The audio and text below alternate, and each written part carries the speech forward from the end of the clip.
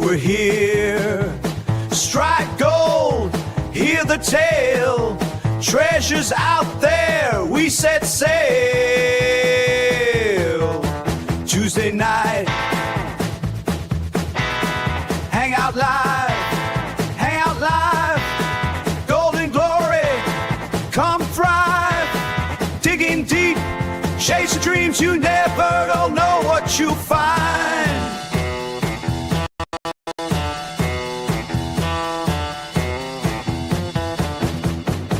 From rivers to hills, legends live, chasing thrills.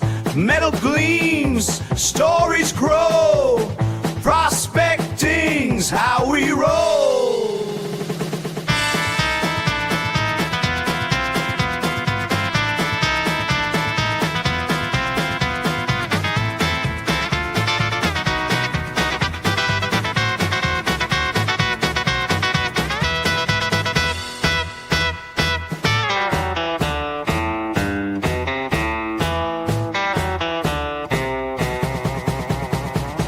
Tuesday night, Hangout Live. Strike it rich, feel alive. Pick and shovel, tales untold. Join the hunt, let's find gold.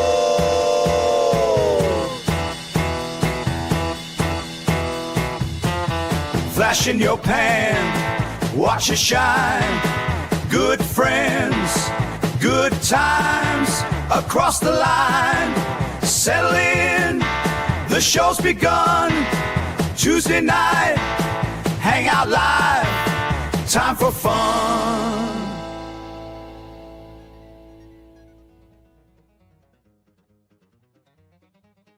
It's always a good time to have some fun. Welcome everybody to another episode of Tuesday Night Hangout Live. From, I can say pretty confident, this is the longest continuous running gold prospecting and treasure hunting live stream here on YouTube. And what made it that way is all of you. Thank you everyone for being here. Mi amigo David Villa, Prairie Prospecting. Good show last night with the Red Dirt Nation. Jeffrey Button, Mr. Lodak, the world's greatest moderator. Hello, Mandy's Candy.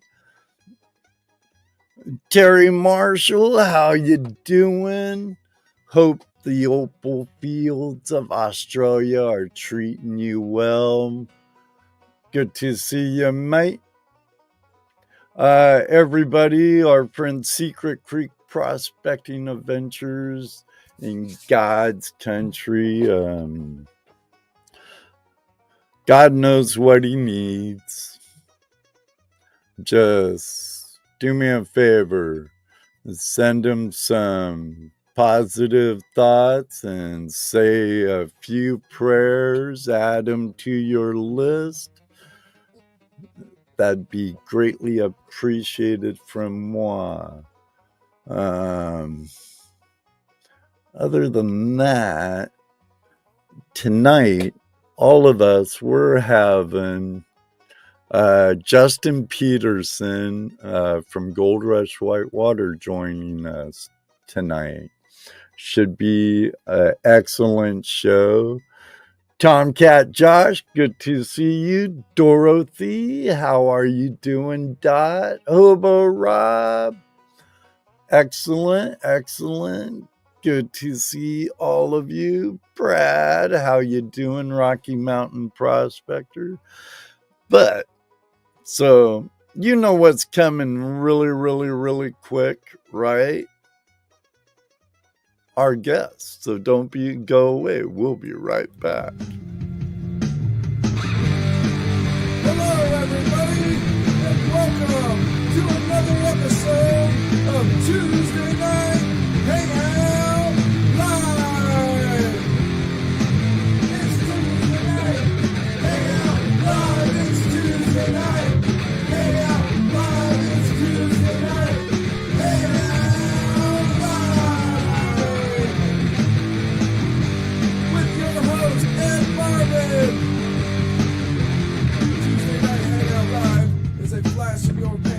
production.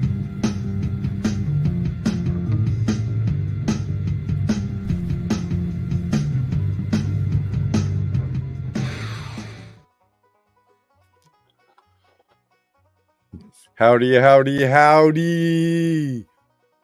Hello. Thanks for joining us tonight, Justin. Your schedule's kind of wacky, isn't it? Yeah, it gets to be when you work so much.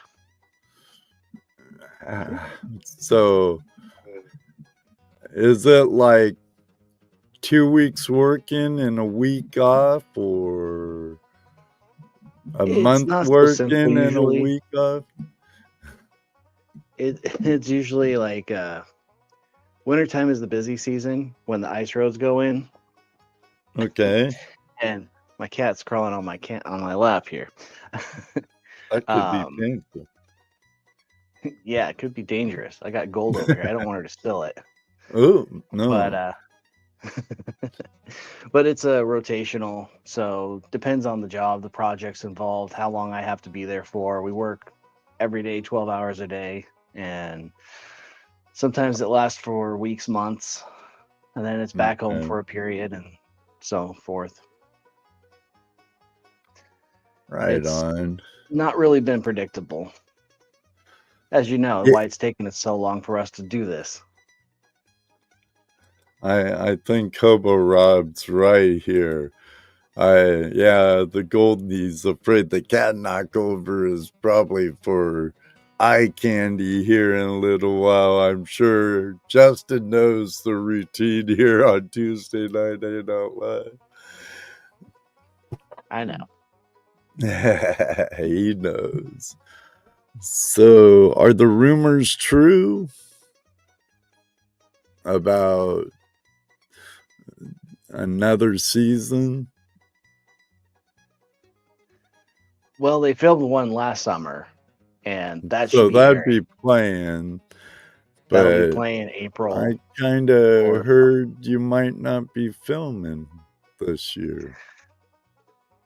I haven't been filming since Kayla left as well in Oh, 2022. okay. So 2022 was the last and only season I was on there for. Okay. With Scott and Kayla leaving that season, it left Paul and I on that one crew, and there's multiple things I've heard of that I didn't talk enough, and that and that 6 were too many. I think the nice people said 6 was too many, and the ones being brunt were saying I didn't talk enough. But how are you supposed to over talk? Like, you got Scott there he's a talker, he's very communicative, says what he thinks all the time. Right. I'm one of those that just gets to work, and when there's a problem, let's face it. So You're there to work and not talk and stuff, but they want a TV show. yeah, like, it was fun when Kayla and I went exploring. I started on the show, I was heavier than I usually am. I was 274 pounds. And then I got out there, and here I have to chase Kayla up this hill. We're hiking to look at the stuff. This is after that side pond that was the project on that season. And chasing her up the hill was quite a task, but I didn't let my out of breath and sore legs or any of that stop me. I had to keep up with her to prove I was wanting to be out there and do it. And that was quite a chore. What part of Alaska do you live in? Just north of Anchorage. North of Anchorage? Okay. Yeah. So, never been there yet. I kind of kicked myself in the butt because I should have went when my daughter lived in Anchorage. So. Oh. That'd have been a good little hub spot to bounce around. Right. Yeah, everybody knows it's a big area. Yeah, I'd probably stay right around Anchorage, see what I could see, and on a minimal budget, you know what I mean? Yeah, Neighbors is a Crumb. good little hub.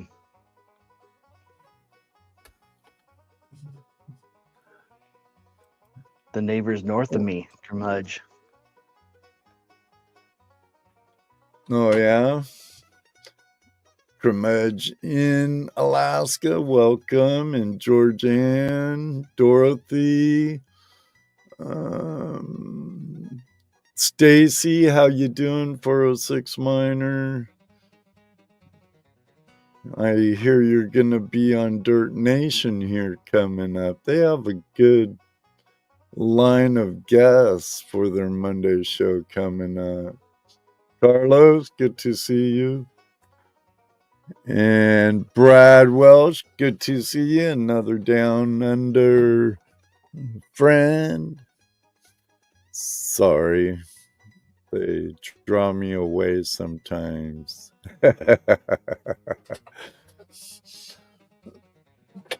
Do you do mining outside of...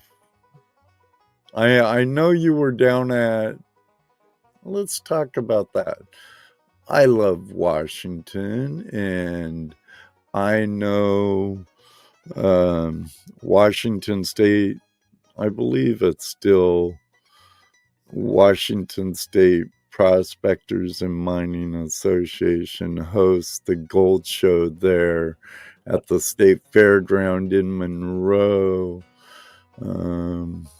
Bunch of friends of mine from the Pacific Northwest was there, and Carlos was there also. And I saw your video actually where you deliberately disobeyed a posted sign. Oh. Yeah, that's actually Catherine's fine jewelry booth there at the gold show in Monroe. Yeah, It says, don't well, touch people would gold. lean on the poles and it would knock over their stuff, but they put, please do Right. not touch the poles. So I touched it, and the lady in the back was just laughing that all I did was okay. I darted over to the Dave Urick's booth, spin it off, and pretended I was watching him. Funny. Yeah, because I know Rick Stash was down there, and Yep. a bunch Actually, I had of a good other dinner with Rick guys. Stash. It was fun talking with him about prospecting, mining, and talking with another. I don't have much in the circle here besides Ryan that Right. gold mine up here that I talk to. I mean, there's a few, but they're Well, more isn't Cordoza? He's in Wasilla, isn't he? Willow area. He's north of Wasilla, Oh, okay. closer, kind of between Curmudge and me. Okay. Man, Ryan and I met him before. I knew him on YouTube before he even went to Alaska. I was one of those guys that were like, oh yeah, definitely go if you can. Yep. If When he I was was doing that single sketch and of back all the home. high banker. Yeah. It's a cool guy. You know, actually over in that corner under you, that gold pan and stuff.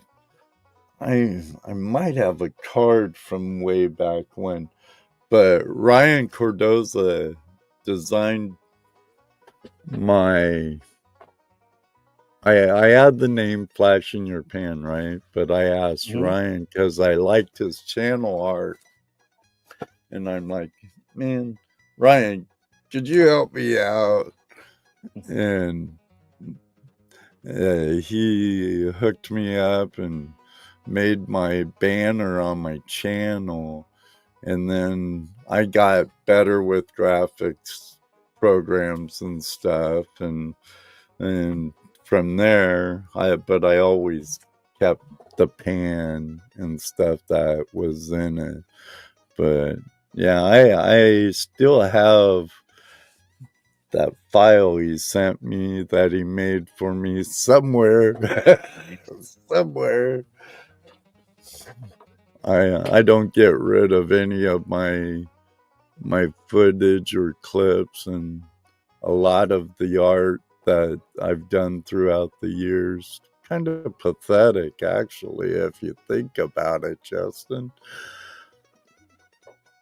Me Minor, David Nelson, good to see you.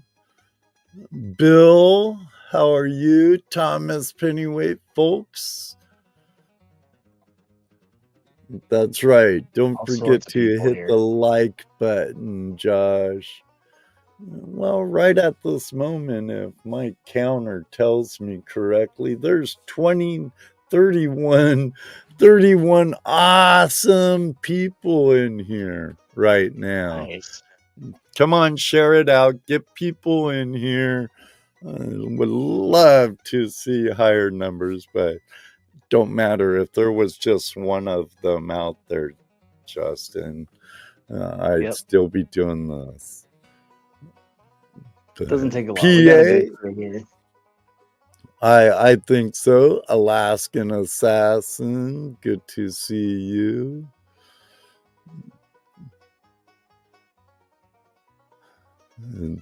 Jeez, Crumb.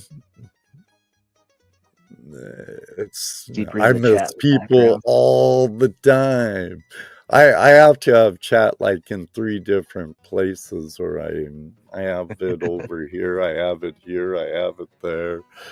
Any monitor I'm looking at, I pretty much have it up, or you'd miss it, especially doing this kind of thing by yourself. I bet. It was nice when I had like Rose Nose Treasure and Dano and Jesse with me, because then I could pretty much engineer the thing while Jesse was really actually the host and Dano and Rose were co-hosts, and I kind of kept things going behind here. And back in the, you could ask Mr. Lodak. Back in the early days when I was doing it on my laptop and other stuff, it was bad. My chroma key was bad and it was glitchy. And I'm like, man, Mr. Lodak's like, Ed, you really got to buy a stronger, more powerful computer. It sure helps. It sure helps. Definitely helps. That's He I got went a live one. from a potato.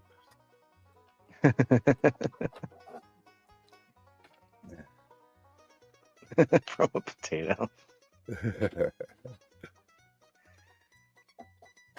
Yeah, hopefully my son's training gets over with. He's got a new job as an electrician, so he's going to be a first-year apprentice.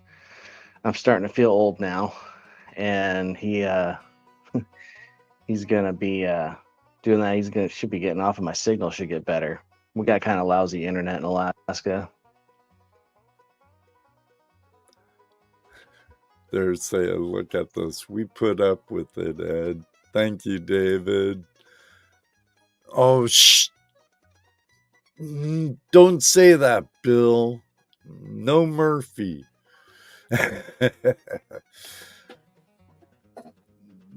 Yeah, kids can make you feel old. My youngest is going on, actually, May 2nd. That little bugger has the audacity to turn 34. Dang. I got a while till that. He's 19. That's my baby. Well, at least he's getting in a good trade, becoming a commercial industrial Sparky. There, as long as there's always work. Starlink is good, Ed. I need to just break down and get the Starlink set up and use it full time, but I have to clear a few like tree areas to get the open sky from where I'm at. But yeah, our service keeps jacking their price up. So they'll do that. Especially in Alaska. Like the service you can get down in the lower 48 up here, I don't even want things like $169 for what's $60 down south.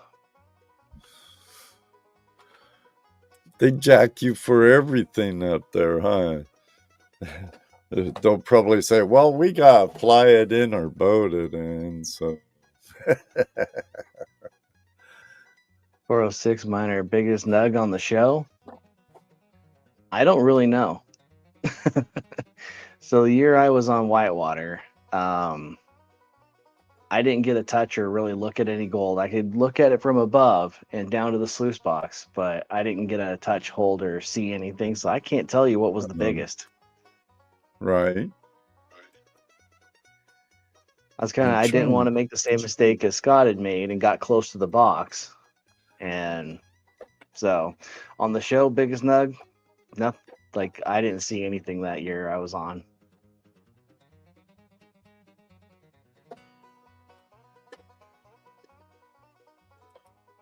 Who are you talking to, Aqua? Oh, I saw I am 406 feeling asked it. biggest nug on the show. Oh, I saw that.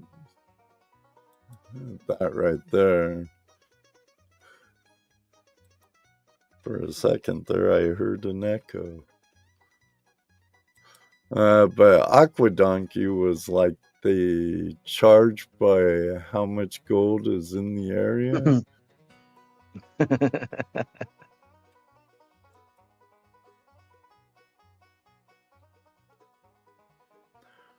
Lurker Troy.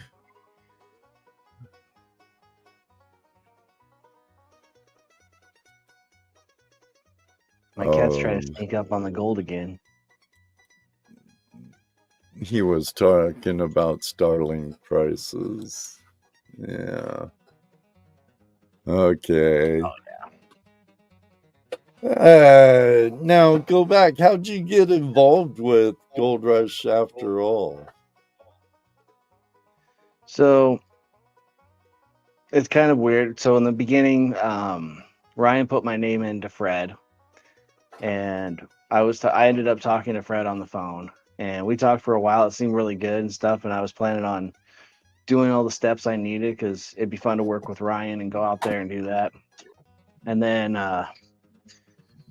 but we had just had an earthquake, the 7.1, November 30th, 2018, and it kind of wrecked a lot of homes. And Right. so in Anchorage area, a bunch of them were settled and sunk in, and they had to be lifted up. And cities have different codes and stuff, and they had to be seismic tested welders. And not very many of them were doing what I did with the foundations for homes and the welding required for running piles and helicals down the ground and to relift those homes up and get them into better soils. A lot of Anchorage was built in a crazy rush during the 80s, trying to get people up here to fill in the spots for the oil. So with all those damaged homes, I kind of had to turn it down in 2019.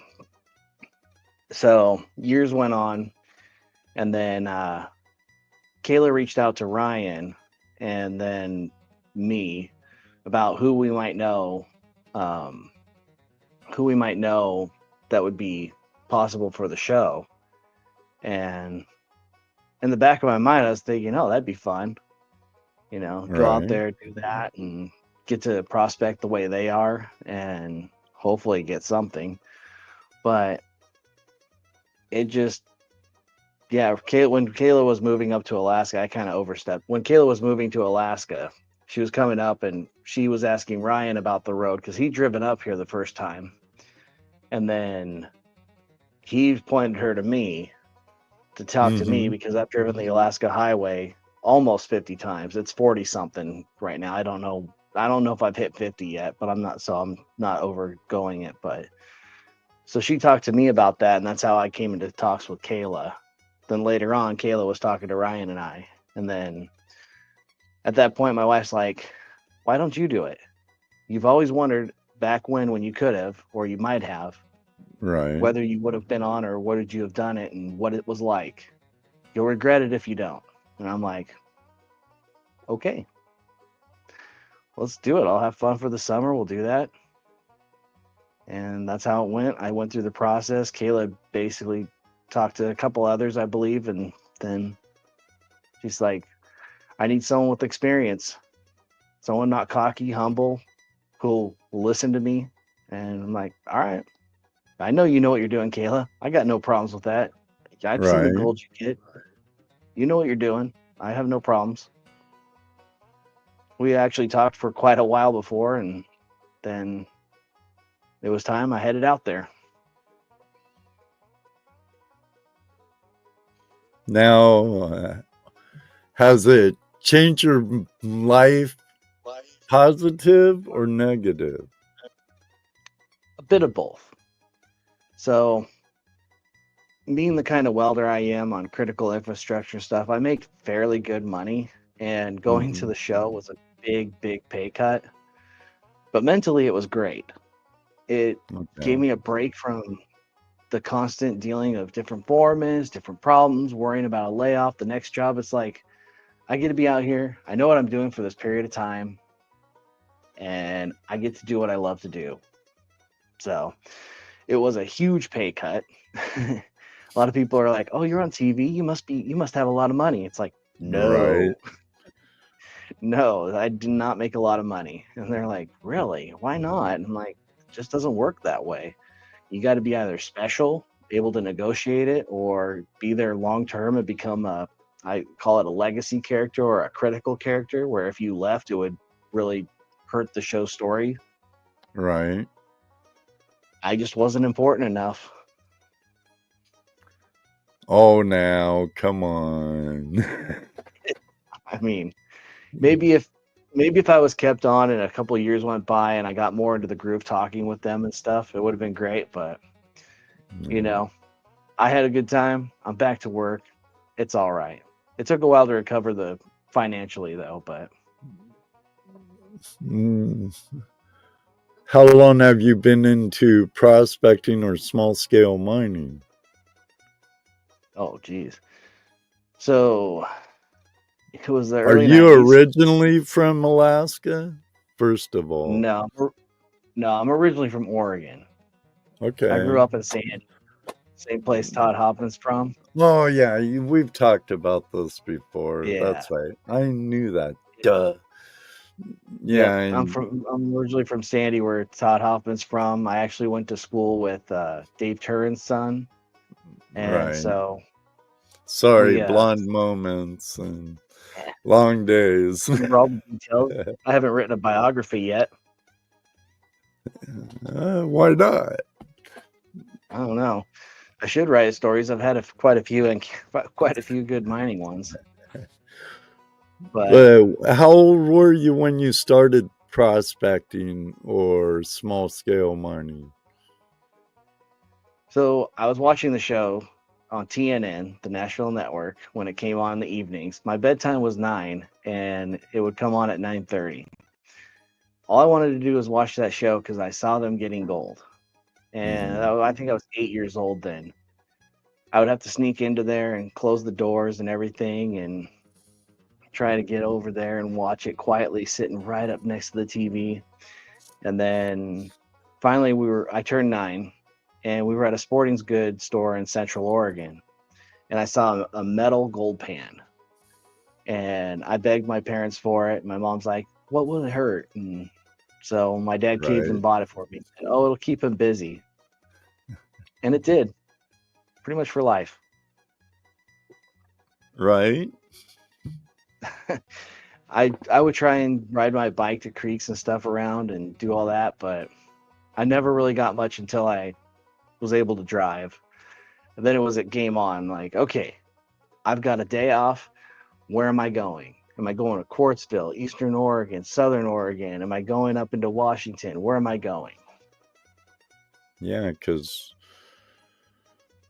go around Hood and cross over at Hood River, there's some pretty decent gold country right not far from there. Or yeah, you ride it up to Liberty Swak, up to Blewett, or wherever. Or cruise over north of Vancouver and East Fork Lewis River. But geez, yep.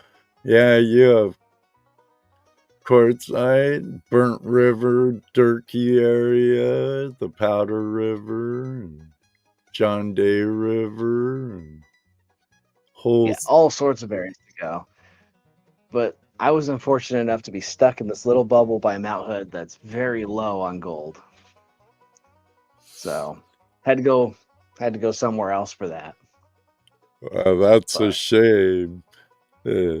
So no gold in the gravel, or much gold rather in the gravel. not much. Like, I mean, I was a desperate, kid trying to find any colors I could. So I would still pan and get a little tiny speck here and there because there's gold all around. It's just Right, better in other places. right.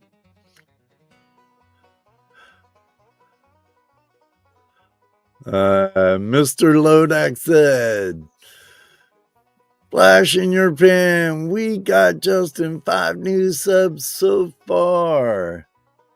I appreciate it. Everybody, do me a big Flash fam favor. Head over to Justin's page. I know Nightbot is gonna spit his channel. Mr. Lodak just spit his channel out right here in the chat. I'm gonna pin it. Go over there and let's Trying to do bump him a little up. better. Here, I'm gonna share your page. How's about that? Awesome. Already. Pretty cool. All right, everyone. Let me. When I opened it up, you had 306. Gonna refresh it. Will it refresh? Yeah, okay.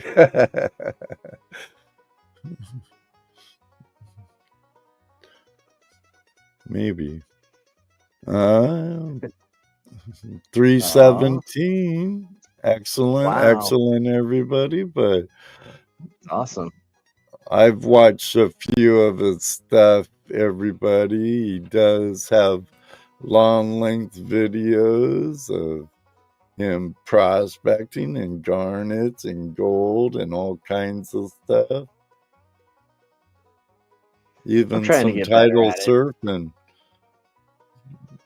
I watched some Yeah, I of was the playing with the surfing drone. channels I have had that on it. He does have shorts. Actually, I was teasing him about one earlier. Remember? Here it is. You don't mind if I play it, do you? Nope. The price of anything is the amount of life you exchange for it. Make sure it counts. Huh. It went to the next one. That was that sunset drone. Mining in winter Alaska is not easy or for the Okay. faint of heart. Well, I think We have I'm winters that asking encompass my computer for too much, especially after the way the internet was last week. It's But dragging. yeah, I need to free up some hard drive and maybe get a new tower if I can. I'm listening for my accountant say, hell no.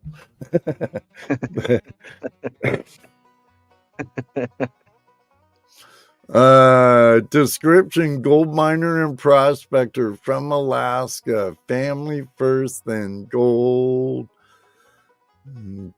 Gold Rush, Whitewater, season 6 and 7 on Discovery Channel. I love to travel and look for gold. Teaching people how to find their own gold. Alaska is home. Northern lights in the winter are my favorite to see when the ground is too frozen to prospect. Nice. Pretty much sums it up. Fairly new channel. What made you decide to get a YouTube channel? Well, I started one a while ago. I actually have another one floating around somewhere with some other things. I lost the logins and stuff, and Right. just was like, I need to do it again. I just need to. If I had have started it as way back when I actually started the other one, who knows where I could have been by now? And if it could help me, give me reason to go out more instead of being like, oh, I'm tired, I'm sore after work, I'm just gonna stay home. And gold mining is kind of my workout scene where I can pick up the big heavy rocks, get moving, get kind of that workout in prospecting. So Right. I still go to the gym and lift and try to do strongman stuff, but you don't have to do too much of that when you got big boulders at the creek. You can get some heavy workout in. Yeah, it's like in my trade, it's like I work construction, commercial, industrial construction, and pretty soon I might need a gym the way my job description's going to be changing. But for years and years and years, along with the lifestyle I choose of prospecting, who needs a gym? Go run a nozzle, or there's number 2, or work in the field. you're get a workout, huh, Justin? Yeah. I still try to do a little more than just the work, but sometimes some work days are a lot of labor, moving steel pipe and things like that. But when I'm home, that's usually it's go to the river, work the shovel for the cardio, lift the boulders for some strength, get over everywhere, try and get your steps in, walk into where you go. I'm still waiting on some snow right now. There's a couple spots I wanted to work that I drove up and they were kind of little too snowed in still, and I ended up working on some flood gold. And So I need to are go you back out. more of an offshore miner or out of stream miner? Or do you what's your tools out there? Do you dredge like Kayla, or I don't dredge as diligently as Kayla. Kayla's definitely the dredge master compared to me right right? now. I Okay. have dredges. I've got I've got 3 dredges, 2 high banker. Well, wait, 4 different high bankers, probably about 20 different sluices, and if I stacked all my gold pans, it's probably 10 feet high. right, So right. I've got a lot. I always try, like, if I visit a store and I want something, I get a little bit more, and then if I'm a sucker for kids Can prospect. Yeah, So and if you have tons of pans, you can always afford giving one away to a kid or something. if I Um, see, like, at a local public area at Hatcher Pass, there's oftentimes in the summer I'll see families up there and the kids like wanting to try and find gold. I want some gold. And I'm like, you mind if I show them? It's easier now than it was before the show, because now I can just be like, yeah, I was that guy on the show. And they're like, oh. Before they're like, who's the stranger? right. I'm like, oh yeah, I got an extra pan. And the kids would be like, here's your pan back. I go, it's yours now. And they'd be elated, and I knew I might have a member of the Church of Mining, as I call it. Right, right. Do you do any metal detecting? Yes, I haven't. So I have a Garrett ATX, another one to my arsenal, and I've taken it out a few times, and I don't know. It's not been motivating quite because I've gotten so much trash. If I had more special places, more remote to go, or I had more time to get further in the deep remote areas where there's less likely of finding stray lead or Right. random campers trash. It'd probably be better. Plus, a lot of the areas, a lot of us weren't around early enough to get the special claims that are now held within families and get passed on. So we're kind of stuck. Well, Trying to you're get up to 323 subscribers now. right on. And you all are awesome out there. Yep, giving out the gold fever. Now, what size dredges do you have? So let's see, I got the 3-inch, the combo one I have on mini 4 floats. I've got a 4-inch that's a crash box style. I had a 6, but I can't really call it a 6 anymore. It's so broken down and motors don't. I have a spare part 6-inch. And yeah, I had a smaller one, a backpack 2.5 that ran on floats, but that thing busted up because it fell down the hill when I was hiking. Right. I still got the Briggs 3.5 motor out there, but it needs a lot of work. It sounds like most prospectors out there, or small scale miners. Now, what would you classify yourself as more? Small scale miner. Just- I do the prospecting is the fun part because that's where you got to go and you're hunting, you're looking at the spots, Right. trying to find Right. out. You're chasing it. That's fun, but then when you get to it, you got to be serious about it, strategical, be a small scale miner, and get to where you actually are finding the gold that you want. And so that's kind of I classify myself as a small scale miner. Plus, if you call yourself recreational, it doesn't work well in the other realms of the legalities. Yeah, being a West Coaster myself, I understand that. That's why even out here, I never refer to it as a hobby or recreational. I'm small scale. It's a lifestyle. And, even what was that court case in San Bernardino County where they said, and the judge and stuff, what was it? It was a few years back. Said you had no 1872 Mining Act rights being recreational. Yeah. The grant of 1866 and the 1872 Mining Act. Yeah.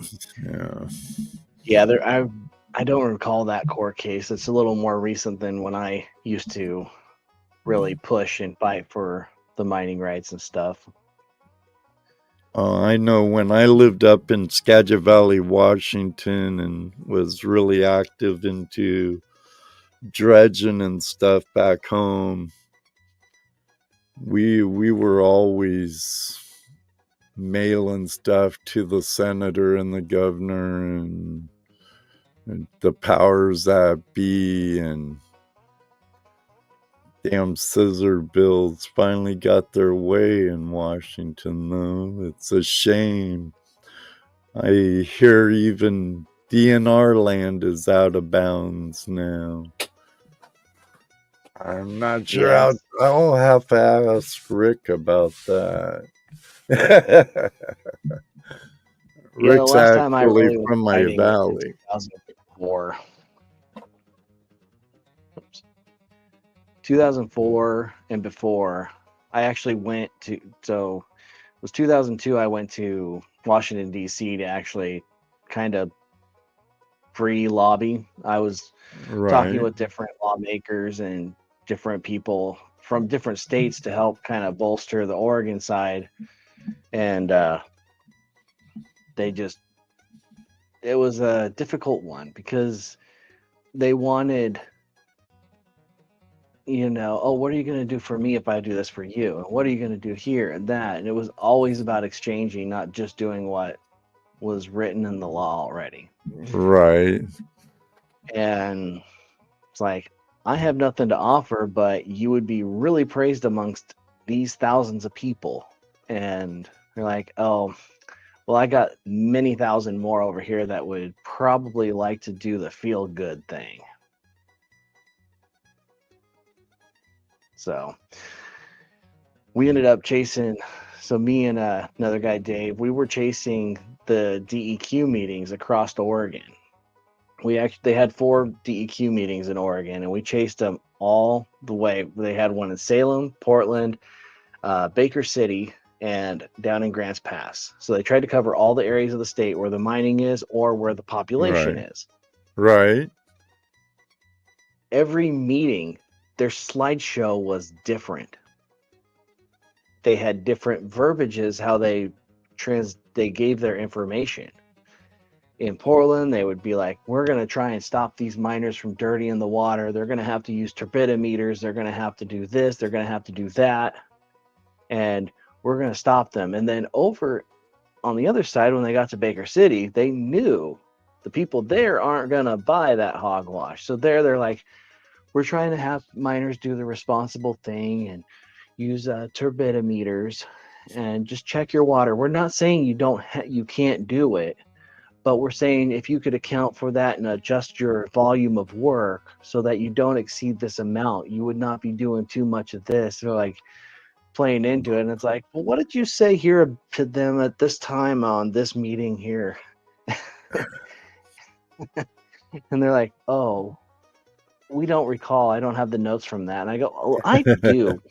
You said you were going to stop the miners from dirtying the water and clouding them up, and you're going to force us to do this. Why are you saying you're asking us to now? Right. Caught in a lie. And that was the benefit of going to each one, because miners' communication will vary. It's like that campfire story that goes in a circle, and by the time it comes back around, it's completely changed. And that's one of the problems with communication between miners when we were fighting for these battles, which now I know Dennis Peterson's doing a lot of right now with the Congress of Mining thing he's doing. I was just gonna ask, do you do work with Dustin Peterson at all? Are you two related? No, not related.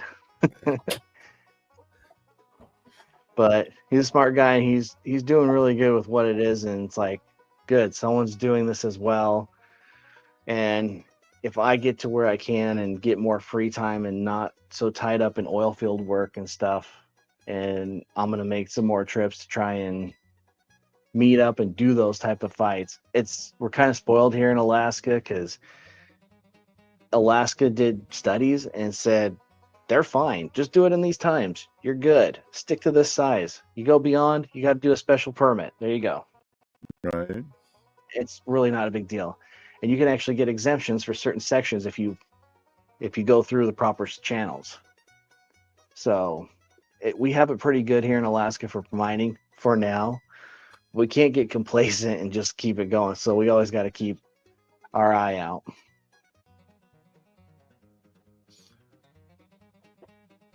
Let me highlight this person here. Mandy, thank you for gifting a membership. I appreciate it. Wow, Mandy. Mandy's Candy. Thank you. And thank you for being a member yourself. We need to chat sometime, Justin, so I can figure out what I can and cannot do up here. Oh, we definitely can. Maybe I'll take the train out there. There you go. Now, where were we? I've seen a lot of stuff. I don't know how you do it, how you keep up with that chat and look at the camera and go, You've got practice in all these years of doing this.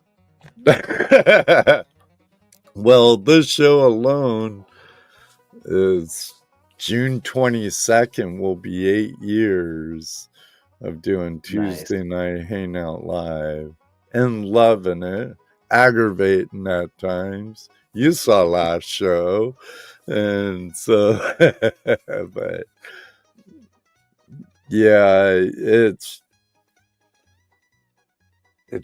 kind of sucks what they're doing out west. And yes, David Villa. It is. I'm gonna blame it on California. Yeah. And Tomcat Josh gifted a membership. Thank you. Looks like Awesome. Dan the Man got that membership from Tomcat. Sorry.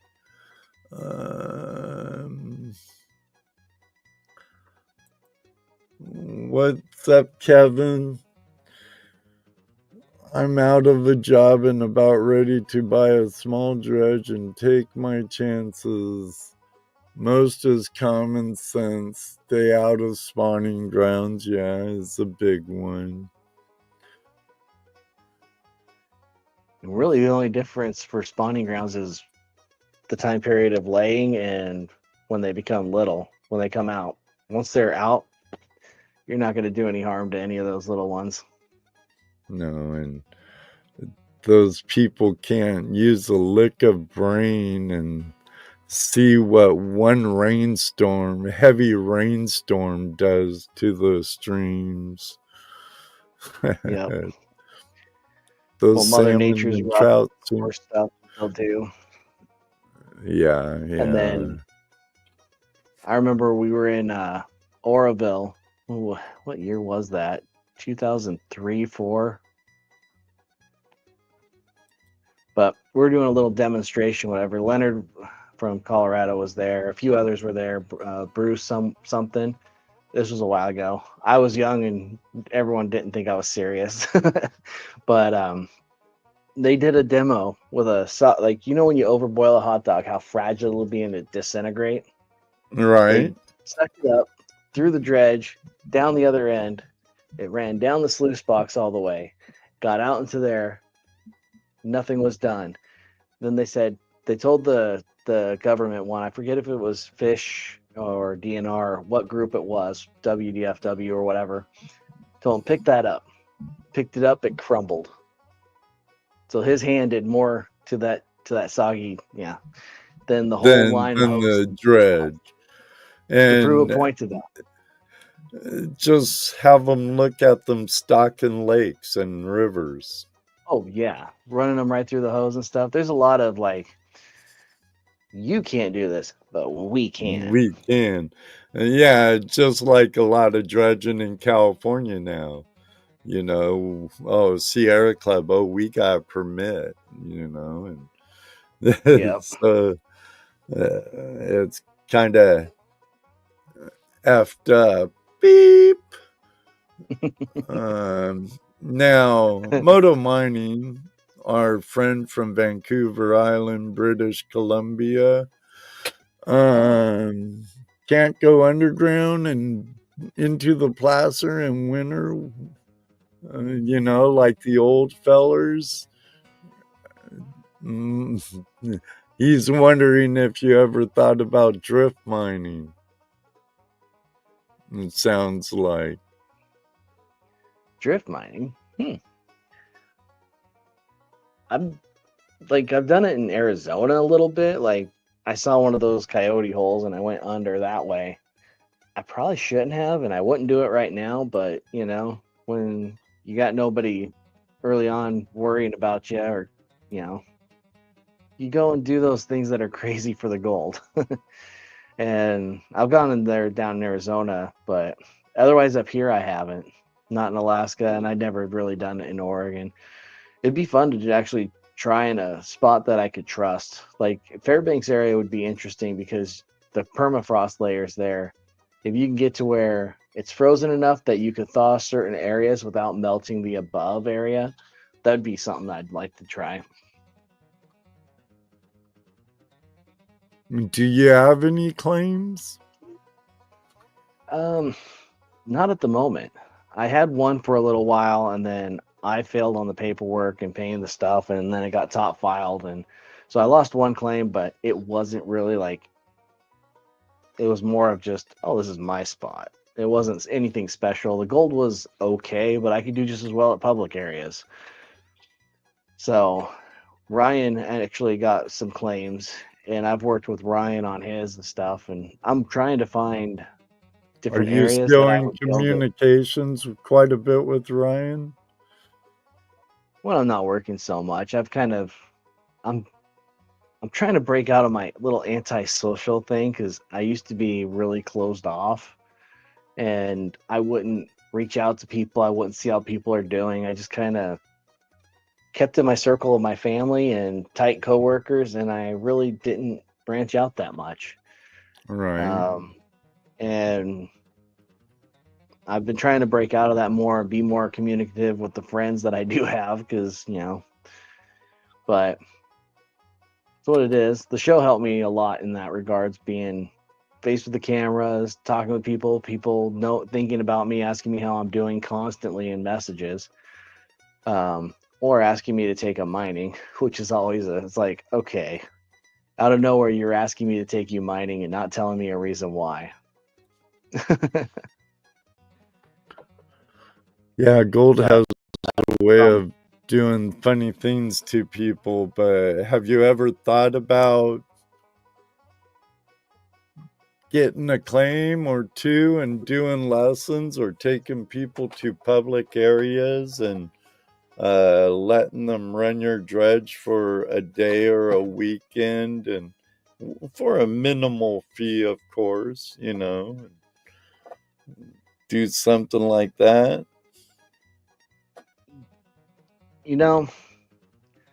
I've thought about it before. I'd like to get like legit claims and make like sort of like a chicken gold camp or a skookum or AKAU or many of the others, Right. like Roaring Camp in California, places where there's options, and the people can get there and know it's all set. I would like to do something like that, but I know it takes a fairly decent claim, and it has to be big enough to handle the people over the years. And but it'd be fun to take people out, but it just, a lot of times when I maybe if they paid, they'd be different about the behavior, so that I haven't considered that. But I've gone out with people, we meet in groups, and I'm like, here's how this works, here's how that works, this is a dredge, you do this, you do that. They're like, well, how do I breathe underwater? I'm like, you don't. You hold your breath, or you long arm it right now, because you're not using diving equipment. Right, And right. we're doing this manually. The bedrock's shallow. They're like, what do I do here? El Cottonwood, yeah, they know. We're running to camps of pain. And we they always they want all the gold, but they don't want to do the work. They get out there, they're just having a happy time by the river. There's nothing in it for them, and after I do all the work, they want to split it. They're like, oh, is this my half? Okay, you did like 30 minutes of work on a 5-hour day. Right. With my equipment, my fuel, my knowledge. 30 minutes doesn't account for half. And then, of course, their children sucker me in, and I'm like, all right, here you go. And I give it to them. They're like, where's mine? I go, you don't count. You're over the age. They don't talk to me again. Right. But if you charge them a fee, like, don't Maybe have they'd to have them. necessarily be like AKU or chicken or whatever, or even like Burnt River Camp or Blue Bucket, or like some guys just, hey, I'll take you out on this. It's out there. If you want me to take you out on the stream for a day and teach you the basics, gold's not guaranteed, but fun is. And Yeah. then whatever they put into it, more. yeah. Wonder if Ryan, Hey, Ryan. How far is Ryan from you as the crow flies? He's As the crow flies, probably I don't know the 35 geography miles. of 35 Yeah, something like that. road 105. No, by road, probably 40. It does a big bend. Does a kind of this big old sweep around the Talkeetna mountain range, and then turns north, and then goes towards where Curmudgeon were there from.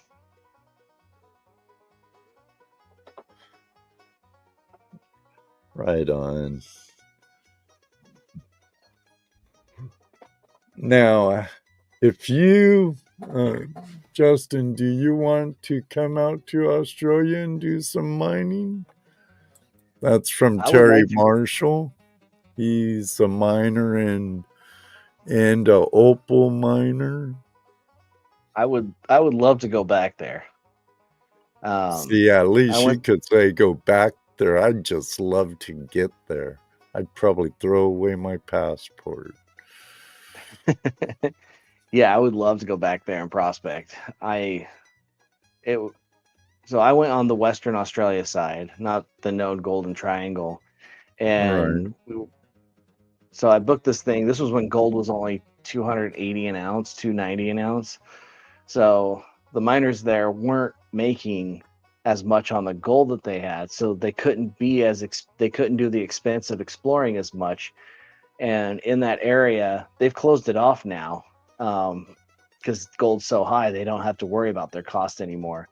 But they would have metal detectorists like me come out there, and we worked out the deals out there to where we would find the patches, and when our trip's over, we're done. We had the slot time that we do. If we found it in our time, it was ours.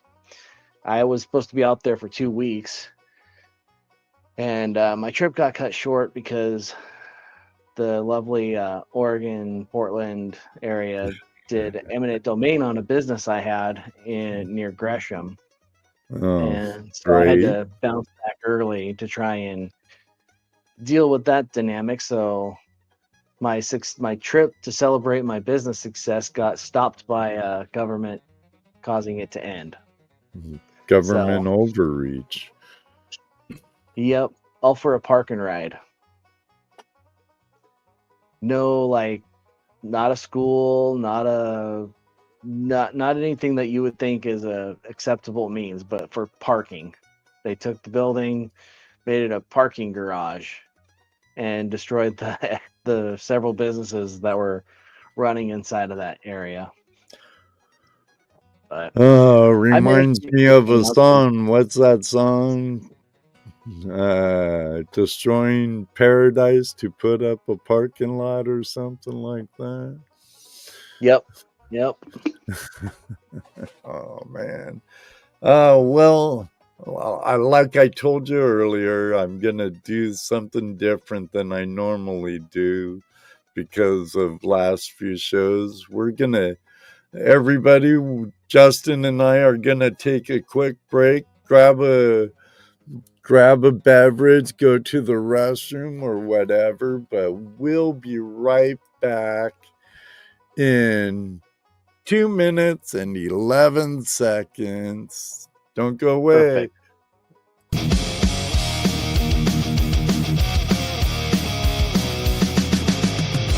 Take a break, but don't go far. Gold fever's burning like a shooting star. Grab a snack, stretch it out. Still more stories to talk about. Shovels in the dirt, pickaxes high. Treasures waiting, reach for the sky.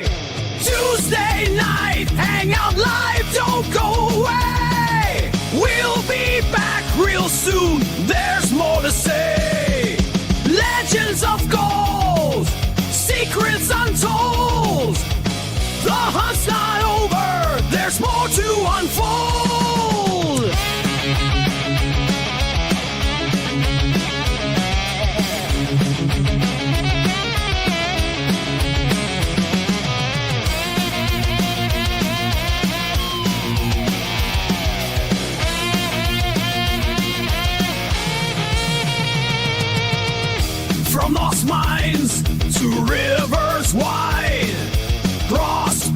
treasures digging side by side. Old time stories, brand new finds. Gold and treasure, history shines. Shovels in the dirt, pickaxes high. Treasures waiting, reach for the sky. Tuesday night, Hangout live, don't go away. We'll be back real soon, there's more to say. Legends of gold, secrets untold. The hunt's not over, there's more to unfold.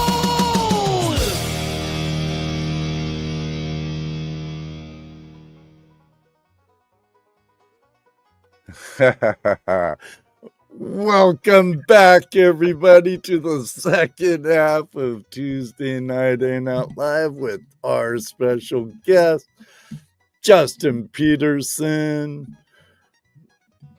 industrialist, miner, prospector. Definitely awake now, Kristen. Yeah. That song was hopping. I could hear it. I was like, "Oh, I'm gonna get water. I'm gonna get more coffee." Yeah. Right? And- Oh, I forgot to fill up coffee. I have room now. It's, I now have concert ear. Well, I hope that's a good thing, Bill. I hope that's what? good for Kayla Johansson in the house. Kayla, my favorite boss most of the time. Most of the time. I've thoroughly enjoyed both of my shows with that lady, and much respect for her and her old man. You know. Well, she's posting tons of these real clips, and people are like, I mean, she's getting the gold. It's cool to see, and I'm glad she's finally doing those underwater. She'll get that one. Underwater. Now I'm getting on underwater video. Yeah. I hope she blows up. I mean, blows up.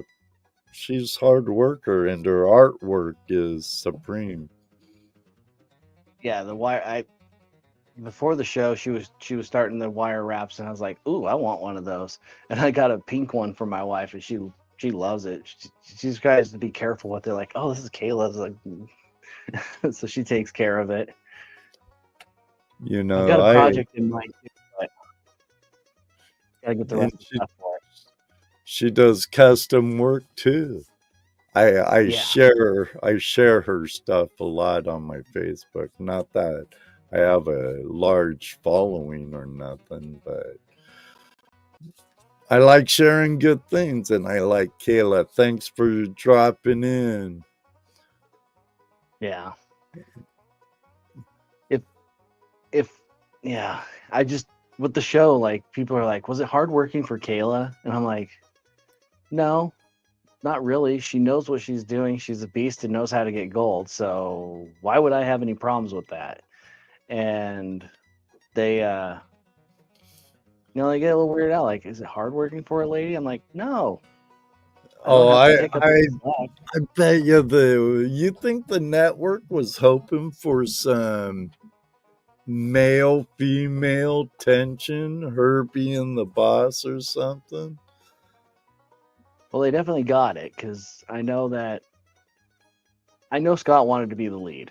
He's like, "I've been at the site longer. I know how Dustin wants things," and I'm like, "I'm just the new guy. I just got here. I'm not trying to step on anyone's toes. I want to find gold. I'll move rocks all day if that's what's needed of me." The comm systems were a bit of a problem, because it's like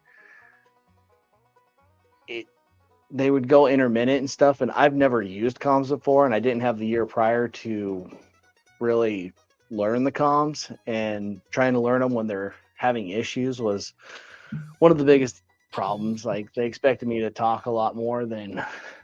It's like, I work by myself. I'm not used to being underwater talking, but need to be like, I got another rock here. I don't know. There was a lot of those odd times that were difficult to communicate with, and then like when they'd say, "How's it going?" "Oh, it's good. I'm hitting this." Like I have a reason to answer. Right, And right. Kayla would randomly sing Disney songs in the mic.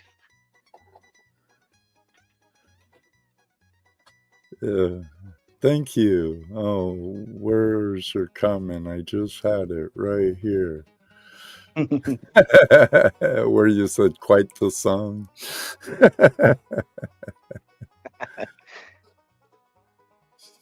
Oh, there it is.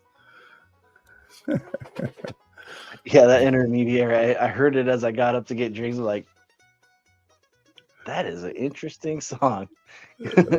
You know, if I can put it to work for me and I don't have to come up with the stuff and then ask my son-in-law or my nephew or my son, my youngest, hey, make a song of this, or my friend in the next town over, like he did my intro music, a guy I used to work with, and then my stepson and his brother-in-law has done some other stuff. Now I just go to AI and give it a prompt and tweak things, and this old dog's trying to learn new tricks, Justin. Yep, it definitely works. Aqua Donkey, I don't think she ever did that one, fortunately.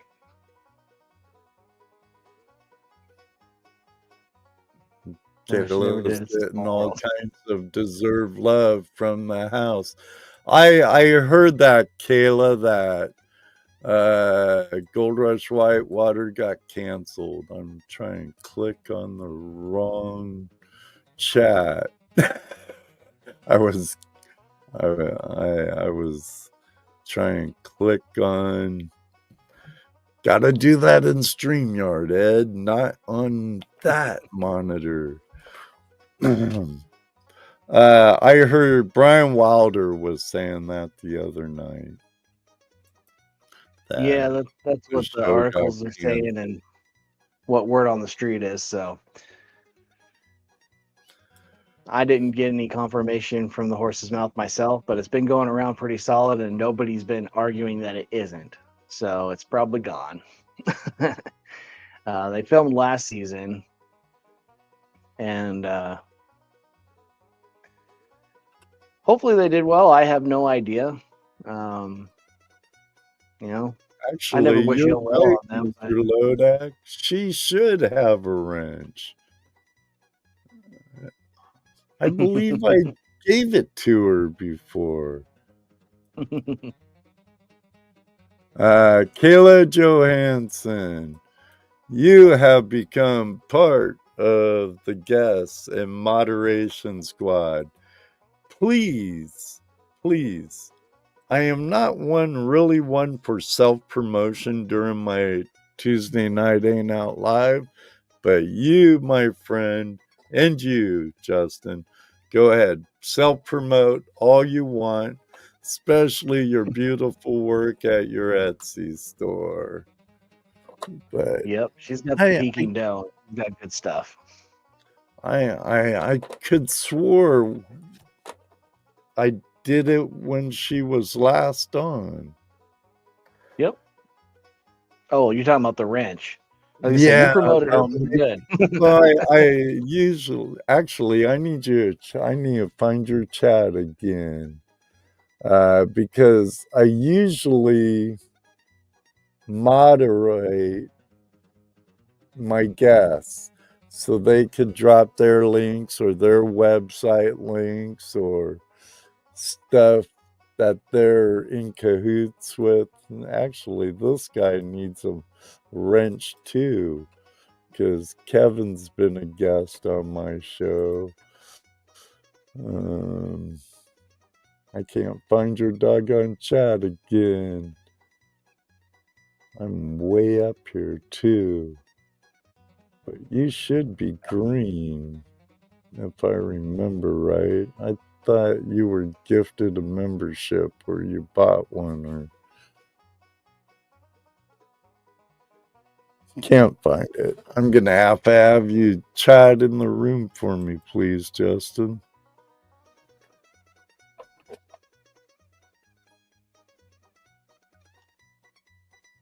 Well, let's do that. Okay. And hello, Alaska Frost Giant. There you go. Now Alaska Frost Giant's my son. Oh, cool. Cool. He got done with his work training, and now I think the internet's going a little better. But yeah. Right on. I better not say nothing or history will repeat itself. Welcome to Tuesday Night Hangout Live.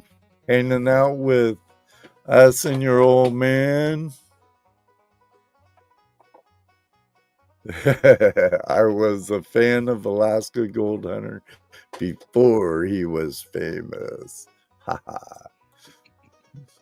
Good man, and good choice.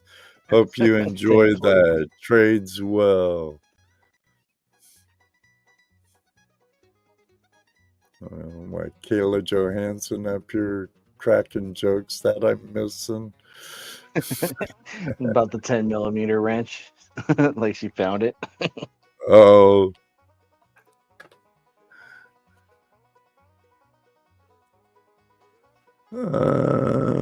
I hope everyone has an awesome night and an amazing Wednesday. It sounds like Mr. Aqua Donkey's out of here, but they've had some pretty nasty weather in his part of the country, I think. His part of the state. We're in the same state. Yeah, I saw some of those storms. I was like, oh, dang. And he's a line worker, so... Oh. Be careful. Be careful, my friend. And good to see you, Mitch. Are you at work?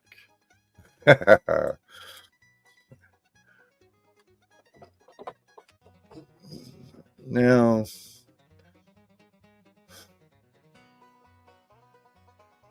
if you could go, if you could go anywhere in the world, anywhere in the universe, and go prospecting, no holds barred, you could do whatever you want, dredging, high banking, dry washing, whatever, anywhere, no out of bounds, where would you go?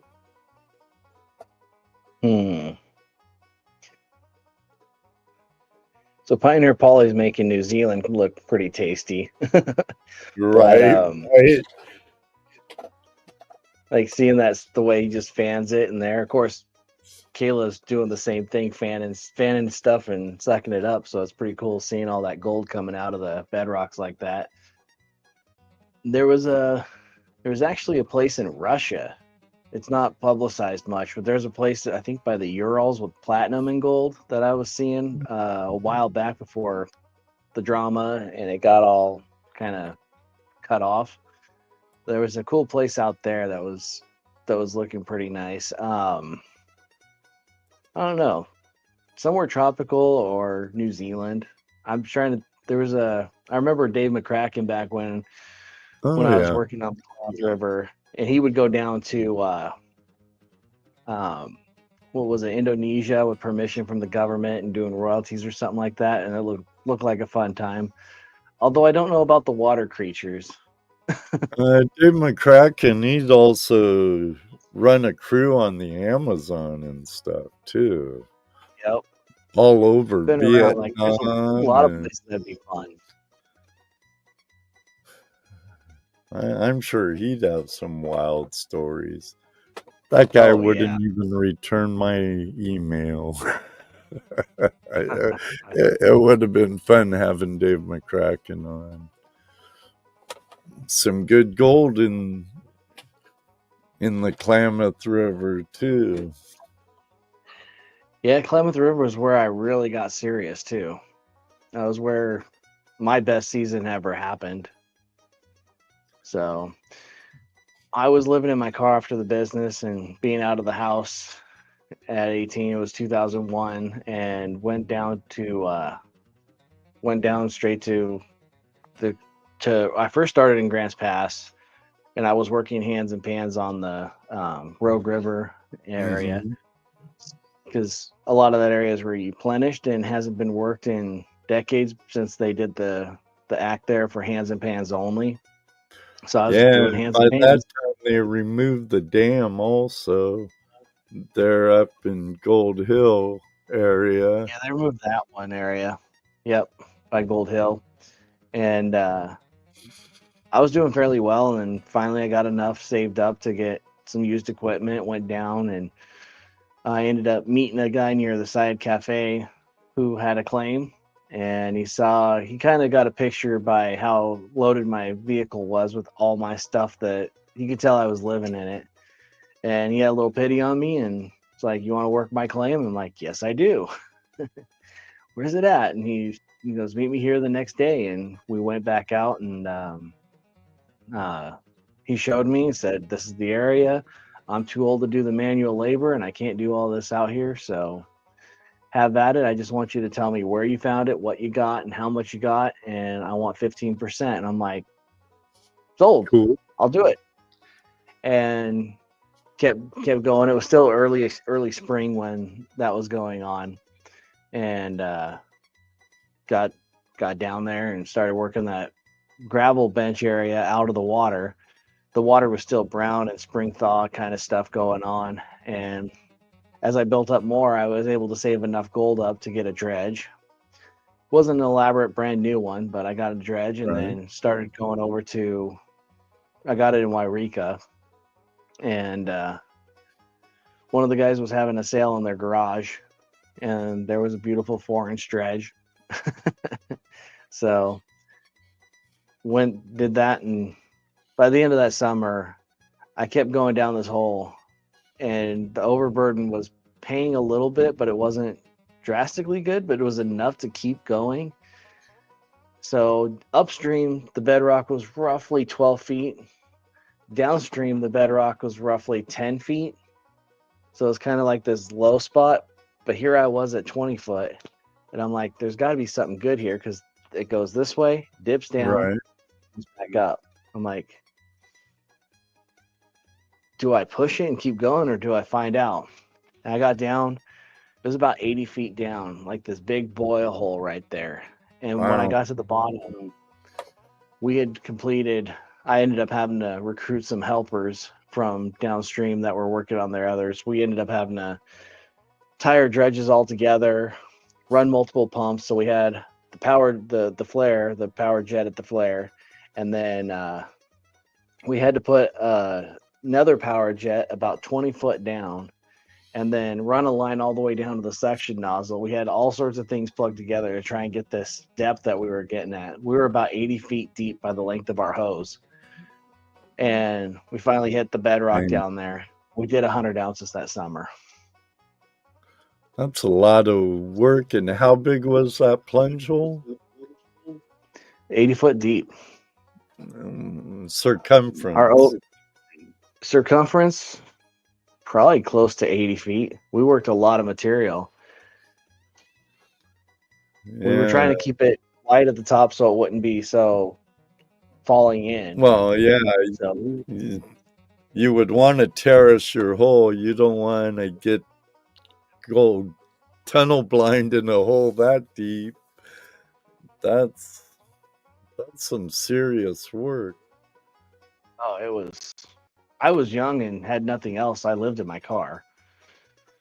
So it was like, I just kept, my home was right there. I'd walk out, go to bed, make my little bit of food or whatever. And as long as I had enough fuel and everything else, I didn't have to do anything else to get ready. That's all I did was mine, go back.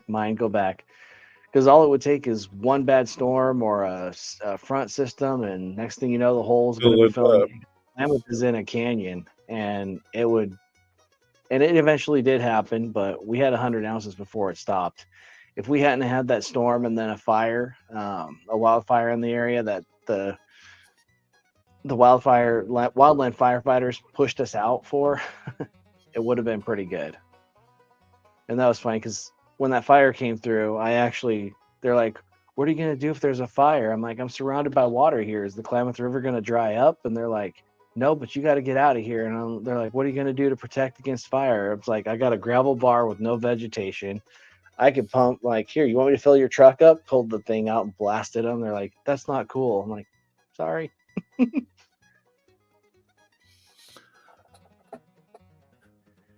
No van. It was actually a Suzuki Sidekick. So kind of like a box van, but tinier. So it was a very compact home. I bet.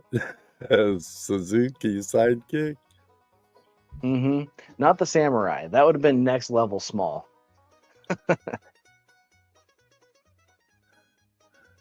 And of course, it's Bill who says that, or our resident peanut gallery. I had a better year than one of the seasons here on Vancouver Island. Darn plunge pool are hit and miss. We had a plunge hole. We tried dredging up on our claims in Skagit Valley, Washington. Our dredge season was 1 month though. Boom. And it was a canyon. We could never get to the bottom. Yeah. It was just so weird, like the way it worked, because Bedrock was above, and it was actually a new 49ers club claim above, upstream from us, and they'd done like 5-10 ounces on good days out there with their sixes, and it's like, we're just downstream of that, and it's really deep. It's got to be good. But the other part is crazy is, like, I'm thinking 100 ounces, and now the price of gold being $3,100. What a living that would have been if that was the case now. But it was only like 28,000, not including like 28,000 spot value if it was 24 karat. Well, Definitely the didn't get that for it.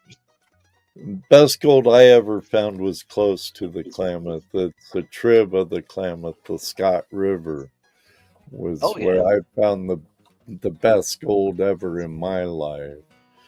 But Right in that it wasn't in region. no 80. Thank God it wasn't in no 80 foot deep hole.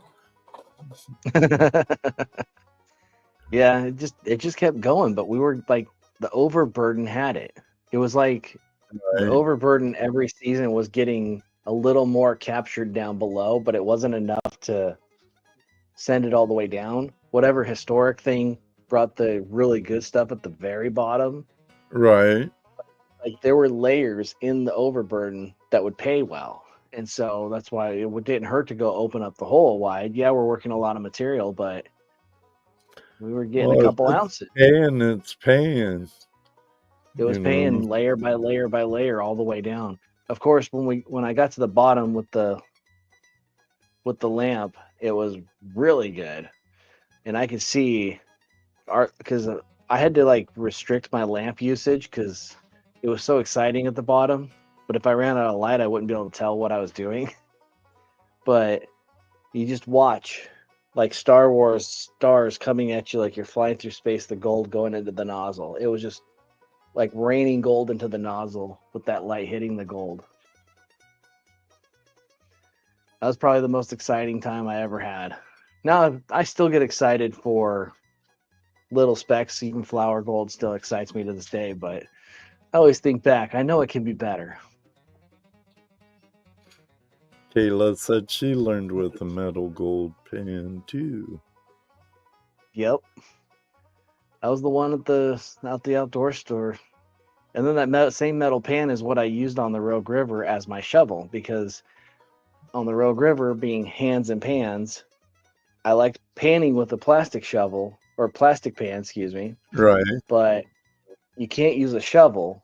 But I could get away with shoving a metal pan into the gravel to do my digging. So then I would dig with There's my a metal pan. pan. It's a pan. I would dig with my metal pan and put it in there. They're like, "Why are you using the shovel?" I'm like, "It's not a shovel, it's a pan. Why are you not using that pan to pan with?" And we're because this one's more durable than the plastic. The plastic covers better. But they're both Right. pans. Watch. Right. Give me a break, dude. It's like, Yeah. gotta do what you gotta do. And I remember when you could dredge the Rogue. Yeah. I remember there were guys working up there pulling close to half ounce a day at times if they got on the right spot in the channel area. And the last one I remember doing really well out there was Alan Mash. He was doing really good then. You know, it's funny. I look back now, Justin, and even though I refer to Washington as home, just like you refer to AK as home, right? I'm originally from Southern California, and I knew about the gold rushes and stuff, and I always loved to travel and stuff. But I was more of a beach bum surfer dude, and I'd be going surfing all the time. And I look back, and usually when I went to the desert, it was to ride Baja bugs and shoot at jackrabbits or something and get drunk. And I wish I would have been into gold prospecting back then, because I probably would have been, instead of ditching school to go surfing and chasing bikinis, I would have been ditching school, go get some gold in my poke, dredging or dry washing out, but play in the area where Kayla found her first nugget. Yep. The one she wears around her neck. That's a beautiful little piece, and it's cool how she wears it, has it all the time there. It's cool. That's her story of that was really cool to hear about, going out there and just that was her first nugget. Does anyone Yeah, make coming over here. gold-plated pans? I'm sure there's someone does. There's someone that can. I know some Opie F. people and that- Taylor. Say what? Your cat's trying to eat your gold? Cat's coming over here, and every time she gets close, I kind of got a little itch. I'm like, oh, there she is. Now she's staring at me over here. She's like, what are you doing? You're not paying attention to me. Sorry.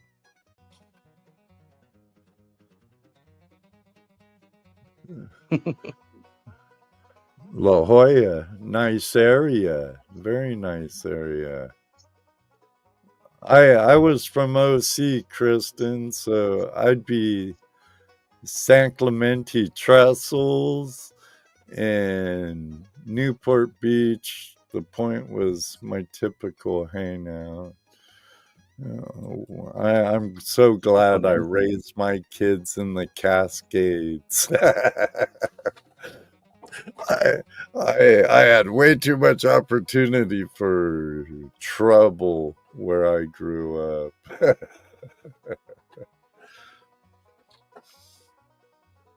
Now,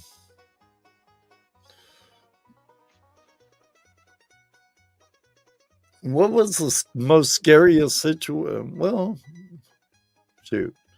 Want to share some of your gold porn? That way you could put it away so you're not so nervous when your cat's by you. Terry. Let me get ready here.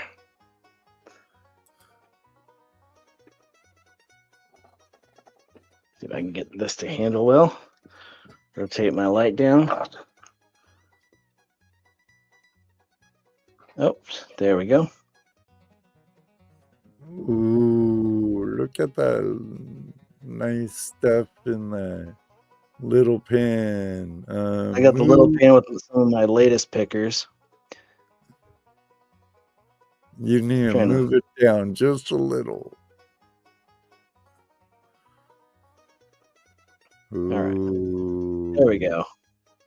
There you go. That's currently the biggest. Oops, backwards with the camera.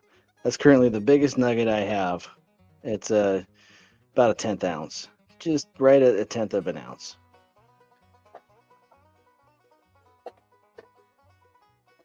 Nice. Is it coming up? I see it clear on the camera on here, but hopefully my connection. You need to, let me see, low, pan your pad down.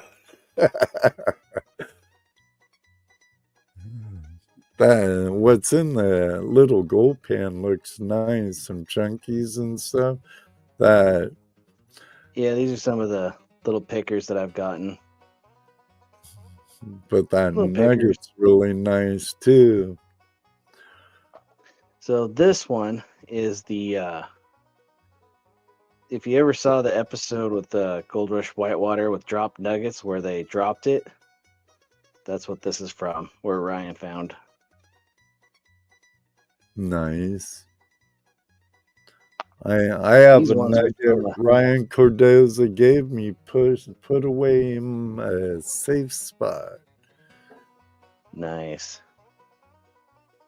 This one I call the little duck. This was from South Central near Petersville. And then I don't remember, this one was in that same area, but it was a good little find in those weeks. Oh, back it up. There we go. The focus. Right. And then these ones here were from that. Remember that pond we were working at on the season I was on with Kayla. These are from Porcupine Creek. I was digging. I got permission from the claim owner. He's like, "Yeah, go ahead, dig. Just show me what you got." And I managed to get these 3 little things. I got a little more flower stuff, but these are the 3 big ones that stood out. Right upstream from Big Nugget mine where Parker mined. Right. So that's why they're. These are all like separated. These ones are just. This was a really pretty batch from some of the bedrock I was working on the last year. And this stuff I got from Hope when I first came up to Alaska. It was like 2006 when I finally started finding places to go, and this was from near Hope. Just little tiny stuff from the area there, but always stands out to me. I got more in other places, but these are just the most standout. When I was down in the Klamath. Yeah. Oops, they're back there. When I was on the Klamath, this one was pressed into the schist and stuff. So all these have little stories to them.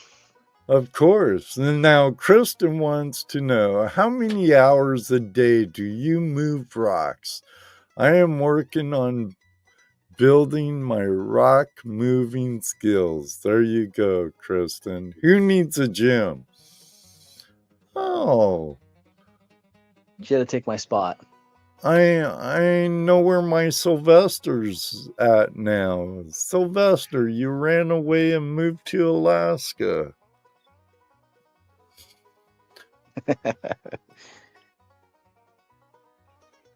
Oh, she's irritated, but I got my spot back. Did I really say cowabunga, David? I could believe it, though. I almost had an accident. Oops. Travis, how you doing? Great show the other night, even with all the difficulties. Well, I know they weren't on your end, with our friend Vern Atkins. Good thing Brian was there after all.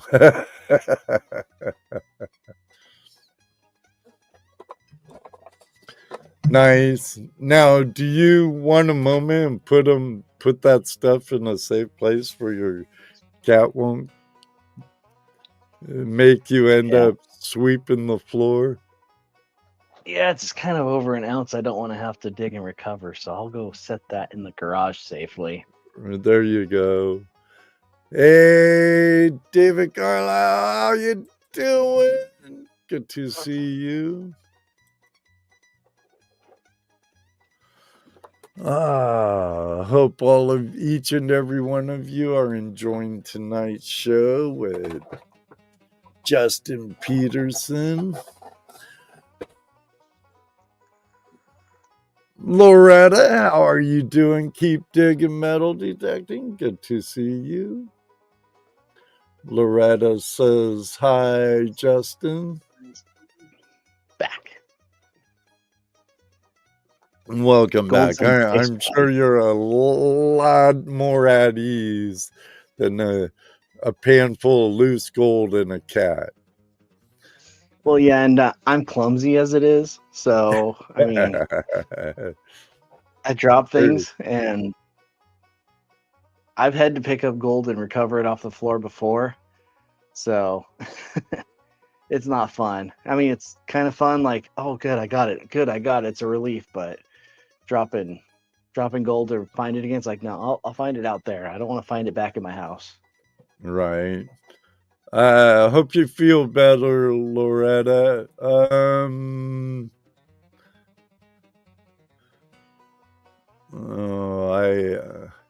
Sorry. I think a friend of ours in the community, Marvin Huff,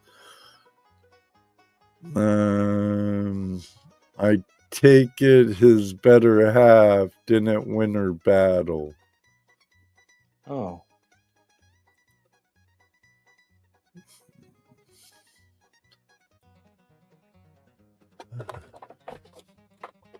Thanks for bringing the thanks, Travis, but I'll have to send some prayers towards Marvin Huff and his family.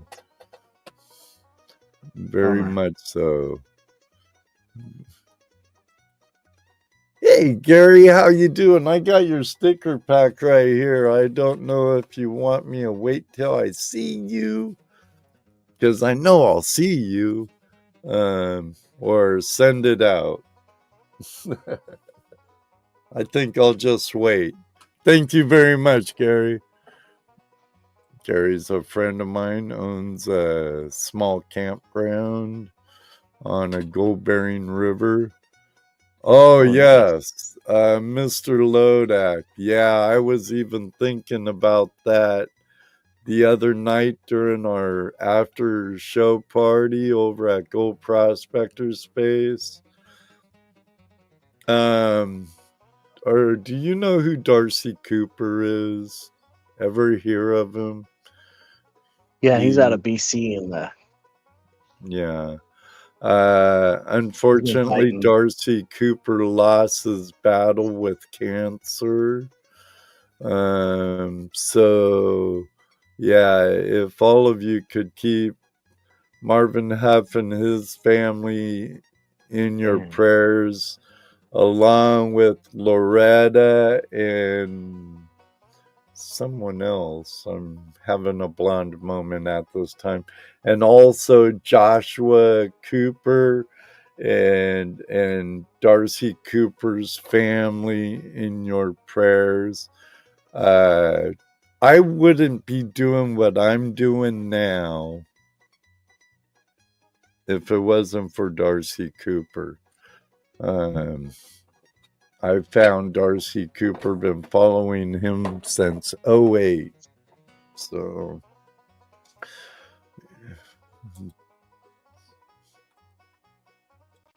yeah, I remember his.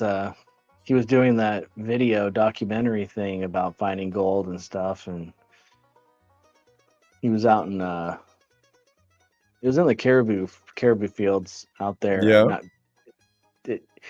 no actual caribou, but that's what they called it, the caribou Yeah, area the Caribou of British Mining Columbia. District. Yeah. Yep. Around the Barkerville area. And yeah, I like the way he narrated, and he'd be teaching you high placer mining. He's always like, since they can't sluice or dredge or anything really in the water, surprised they don't let our BC brothers gold pan. They don't let them run a sluice, but he'd work high benches and stuff and made boiler box high bankers, and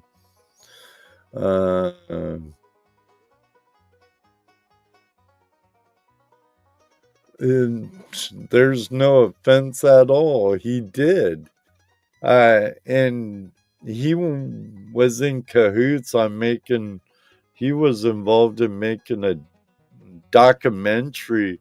He would call his stuff more like documentaries and stuff. Darcy, I think that guy's channel should blow up, and maybe somehow Joshua and his widow and daughter could get some royalties from YouTube still. No shovel. What? You can't even use a shovel in British Columbia, Moto? No, I'm kidding. And you can use the shovel. I still don't like.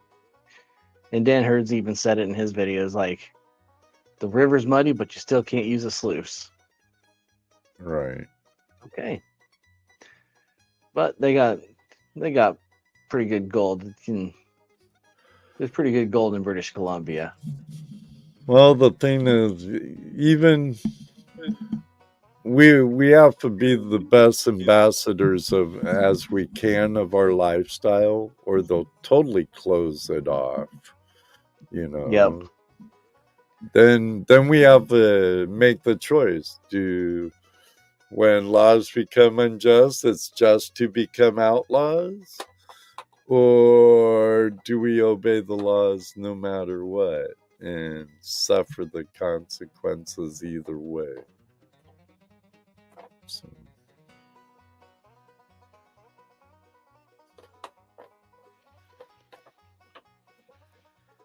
I'm really tempted to say, if the laws become unjust, become an outlaw. I didn't say that out loud. Alphabet Company. Pardon me? Yeah, it's a weird dynamic as like, and it's not just mining. There's a bunch of other areas where the laws are getting to where they're crossing over from being common sense restrictions to trying to stop you entirely. Well, I have to agree with something that Jeffrey said earlier.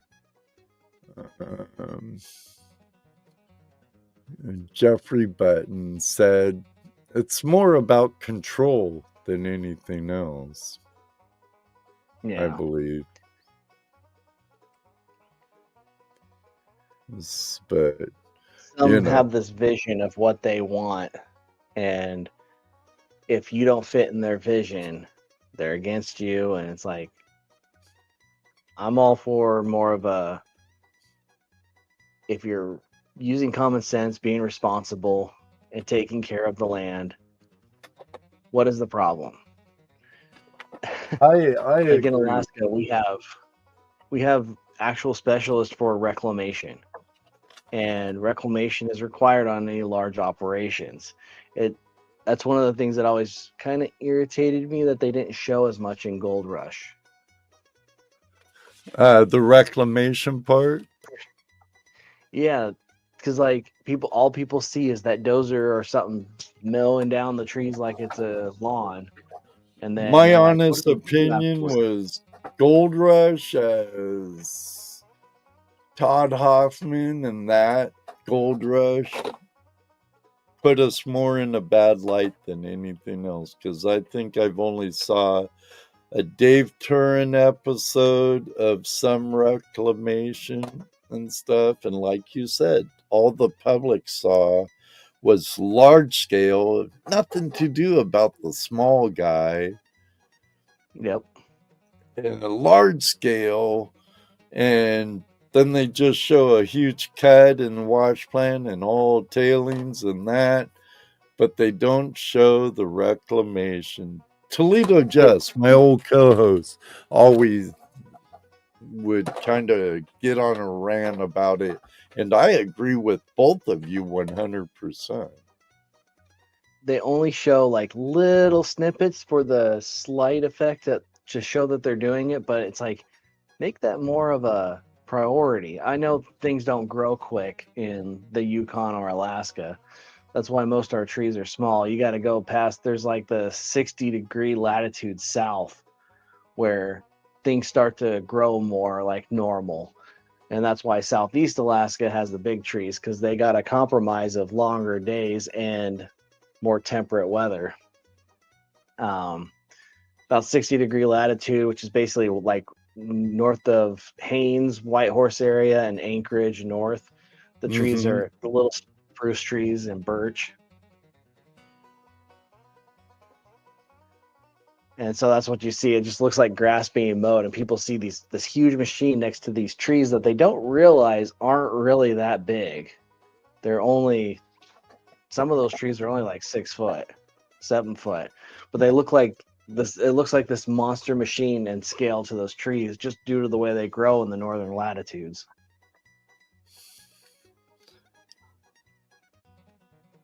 It's more dramatic. Yeah.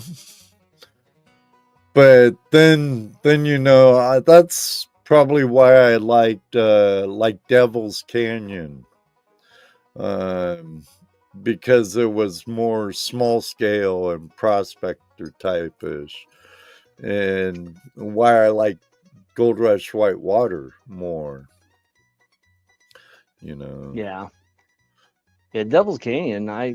I only saw a snippet of it. I tried to watch it, and I don't know where it went, if it's even on streaming platforms or whatever anymore.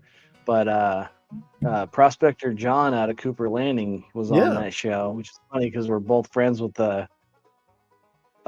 Carboni, who's a wicked piano player, and he tours Alaska, California, Arizona, and does the Bakersfield sound. And it's like, oh, you were on there? Yeah, now I'm on here.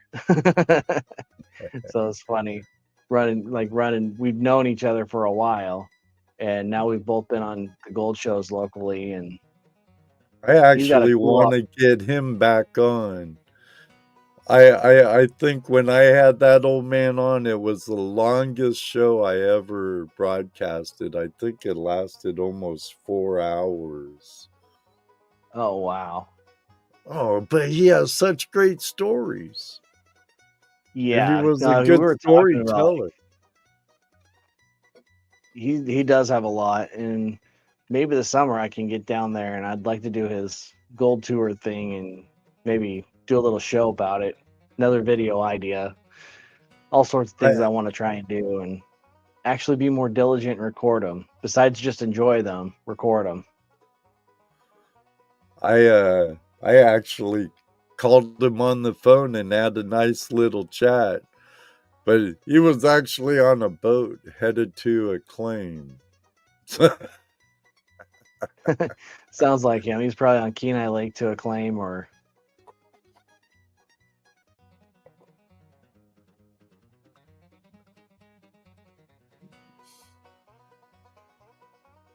Mario was on the train last year. Curmudge knows who I'm talking about.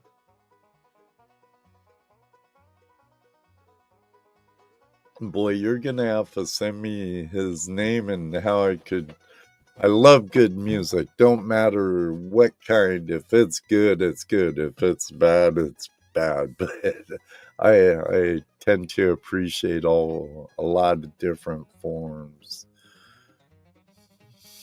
Yeah, he does a lot of Merle in the Bakersfield Sound in that time frame. And he spurts out a bit, but it's like, so I had met him. It was after I had lost my finger, and I was kind of disappointed, and I was actually learning how to play pretty well. And now I can't reach an octave anymore because my hands are too small and the string finger won't quite make it. And we were Right. I remember you asking Nine Finger Minor about a question that referred Yep. to, are you actually? And like, he's are you like, another yeah. one of us? My friend and world's greatest moderator, Mr. Lodak, do you have any other interests other than like prospecting and mining, like coin collecting or anything like that? Strongman, training, lifting heavy. That's Out kind in of the what stream? That's well, kind my of son like and I, what we you do. kind of like what Brian Shaw and Eddie Hall and Hathor Bjornsson, all those really big guys. So I actually used to compete when I was younger, and I made it to national level at times and put up some really big numbers.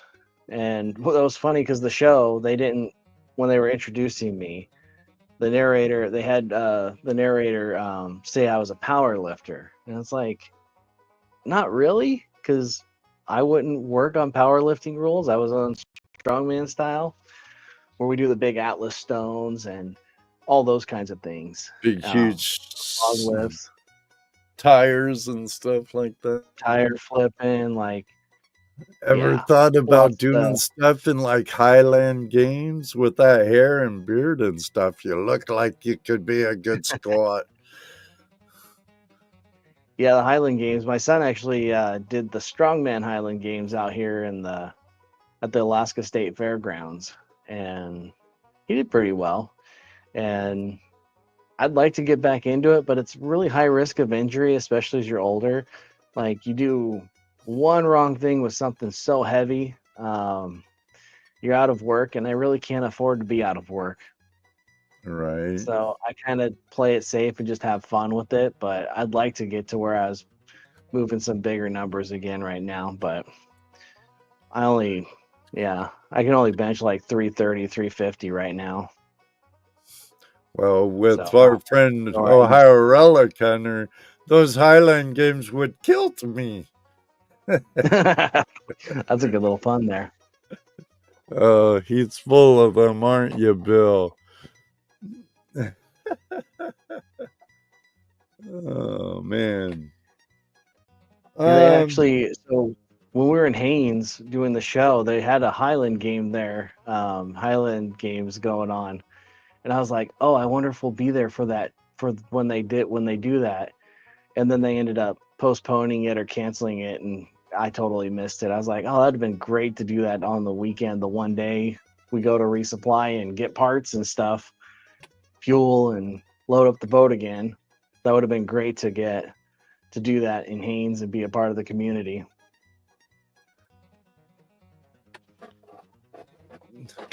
I like going to Highland Games.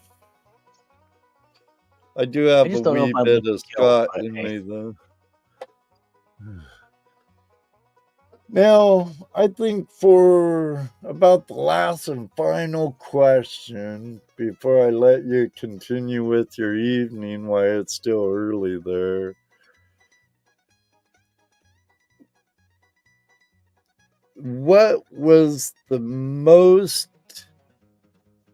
scary close call you have ever had while prospecting? Doesn't matter what type of prospecting or mining you were doing at the time. So, probably there's two situations I could think of, but one was one was just a hazard. It wasn't really like a scary moment. It was just like a close call and near miss. But the scary one, I was in Girdwood at Crow Creek Mine. And that's a pay to dig place just south of Anchorage. And sometimes I go there as a way because people don't want to drive to the remote areas or whatever. They want to work somewhere public together. And so I'd go to Crow Creek to work. And they stiffed me. They didn't show up, or they just didn't want to do it anymore. But I still was there. I drove all the way. I'm not stopping for the day, and I was prospecting. So I go walk further up to the edges of the claim where a lot of the normal tourists don't go. The tourists just go to the first places and try. I'm going further back to try and get some more. So I'm Right. kind of zoned in looking for the blue-gray clay that's typical of the pre-channel of the 96 flood or 95 flood that happened in Crow Creek, because that changed everything. And Steve Hirschbach had noted about it, and I wasn't in Alaska for that. I was still in middle school, but I read about it, what those guys who had encountered that, where the gold was. So I was trying to chase that down. I started finding some match head flakes, which had me really honed in. And so I got down, I was doing a sample, and I'd gotten more and more and more. And finally I was doing another sample, and I was down on one knee in the creek trying to keep my boots dry as much as possible. I'm zoned in on this black sand, panning. And then I hear a snort. A little. And right behind my shoulder, I could see the brown hump of a brown bear smelling my boot. And there was nothing I could do. I couldn't grab my protection that was on me. I was like, if I made any sudden move, that bear is much faster than me and was going to swat me. Right. I would guess it was probably an 8-9-foot bear, something around there. Not as big as the ones you see of like Kodiak Island, but still bigger than me and stronger than me. Right. And I could feel like my pulse radiating, and I'm like, it could probably hear my pulse. It could probably smell my fear. But all I did was keep swirling that black sand in a circle over and over and over. I'm just like, okay, gold is my peace. Gold is my friend. I'm going to stay calm right up to the end. And I'm just watching the black sand, just staring at it. And finally, it starts going downstream. Like it got bored of me and it started You're going like, downstream. And I still didn't move because like I didn't want to make a rock click. I didn't want to make a splash. I didn't want to make anything for it to turn around and look back at me. right. And Give a kept going down. reason to charge, huh? Yeah, I didn't need to startle it. I didn't need to do anything. And finally, I was like, all right, the bear's downstream. Whew. All right. They usually ignore us. We're not their best. They don't like the way we taste. They're not interested in us. It's more curiosity. But if you startle or spook it, it's going to defend itself. Even if you're just this Right. little thing, it's just wham, one and done.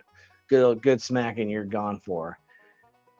I was like, all right, I'm calm. Oh, wait, I remember there was a bunch of tourists and families down there. So I ended up going up the high trail and hiking down this downstream about, I'd say it was like a quarter mile, but I'm kind of doing it in a hurry. And I got down there and there were a bunch of kids by the little panning pools off the side of the stream and stuff. And I'm like, hey, you might want to get all the kids together and keep them close by you and stuff. He goes, why? I'm like, there was a bear just up there that smelled my boot actually, and it doesn't want any trouble, but if it comes down here and sees a kid or spooks, it could be big dynamics. And he's like, I'm ready. I'm like, settle down. We don't need that kind of drama here. Right. But like, get the kids all over here. And one guy's like, I'm not moving from my spot. I'm getting good gold here. And I'm like, if you call that good gold, you'd be happy with nothing. Right. I should make Travis wait to ask you this question for his own show, but I'll be nice. I like our Canadian brothers. I guess I lied. One last question for you. No problem. What's the You're the one that has to go to Tenn soon. strangest you have ever found? What's the strangest thing you or any?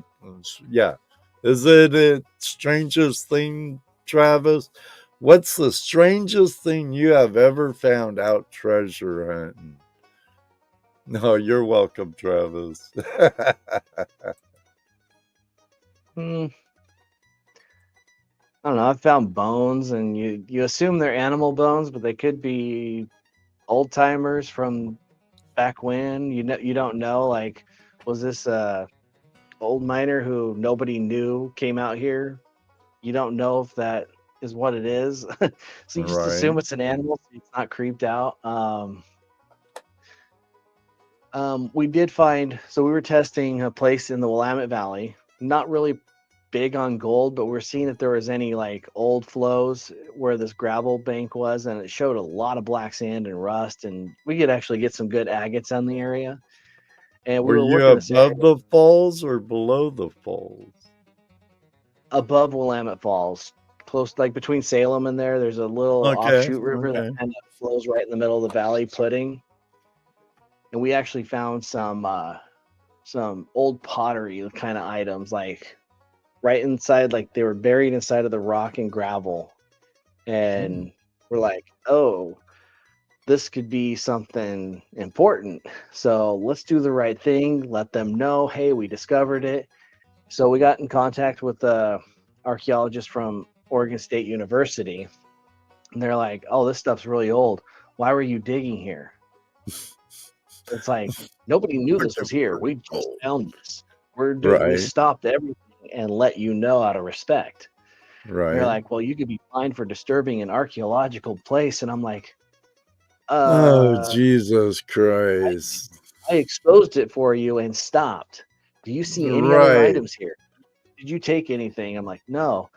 And one of, like, you can see some of the rocks were like weathered down, worn, like they might have been used as tools and stuff. It was kind of cool. Like the Native American site there was like, we're done, no more. Let them do it. But the pottery was really cool. The bowls and cups, like different form tools. One looked like a mortar pestle. Wow. And Cool. crazy. I'm finding That it's super old. Gail, you'd like finding that kind of stuff, wouldn't you? Archaeology and gold. Justin, I greatly appreciate you being able to get you on. Lord knows, and you know how many times we've talked about it. Yeah, the crazy work schedule makes it tough. Oh, I understand. And I'm glad I was able to catch you. And I know I believe you'll be joining my friends over at Red Dirt Nation here within a week or so. I don't have their I got to go back on schedule. the 8th, so I'm not sure if it's going to happen. We'll see. So we'll find out. We'll talk more, see if we can make it work out. Nonetheless, they have a great lineup of guests for the next month or two. But next Tuesday night, Red Dirt Nation, at least 3 of them. I think they have like 28 co-hosts or something. But Travis, Nick, and Stacy is going to be joining me live on Tuesday night Hangout Live next week. And yep, I'll text you tonight, Justin, he says. So Perfect. Kayla, no underwear videos. All right. So the story behind that, I was telling Kayla, I was trying to persist on Kayla. I'm like, you need to do more of YouTube. You'll take off. People, you have a great fan base. This is going to be great. And I was typing, you need to do like your underwater videos would do great. And it auto-corrected to under. And I was like, oh my gosh, I didn't mean to put that. I was like, I don't want you to do that, Kayla. I know some do, but it's okay. I don't. And She's a good sport and knows me, so she knew it was a complete accident. I was like, oh my gosh, this autocorrect of all times. I was like, Yeah, yep, yeah. That excuse how underwater autocorrect sure videos. comes in handy sometimes. No, but I understand. It's like, man, I'm glad I didn't send that. I gotta change that backspace. Or at I didn't least even voice I was text is like, even worse. Before it learns your voice and how you talk, type blah blah blah blah blah. Hell, I didn't say that. yep, it happened at the time, and luckily it's Kayla. She's a good sport. She's got a great sense of humor and knows me that I'm not really one of those creepers for her. And so I had a good blush moment, like, oh geez, and she had a good laugh about it, and it's been a running joke ever since. Well, I'm sure many of us would rather see that than it with you.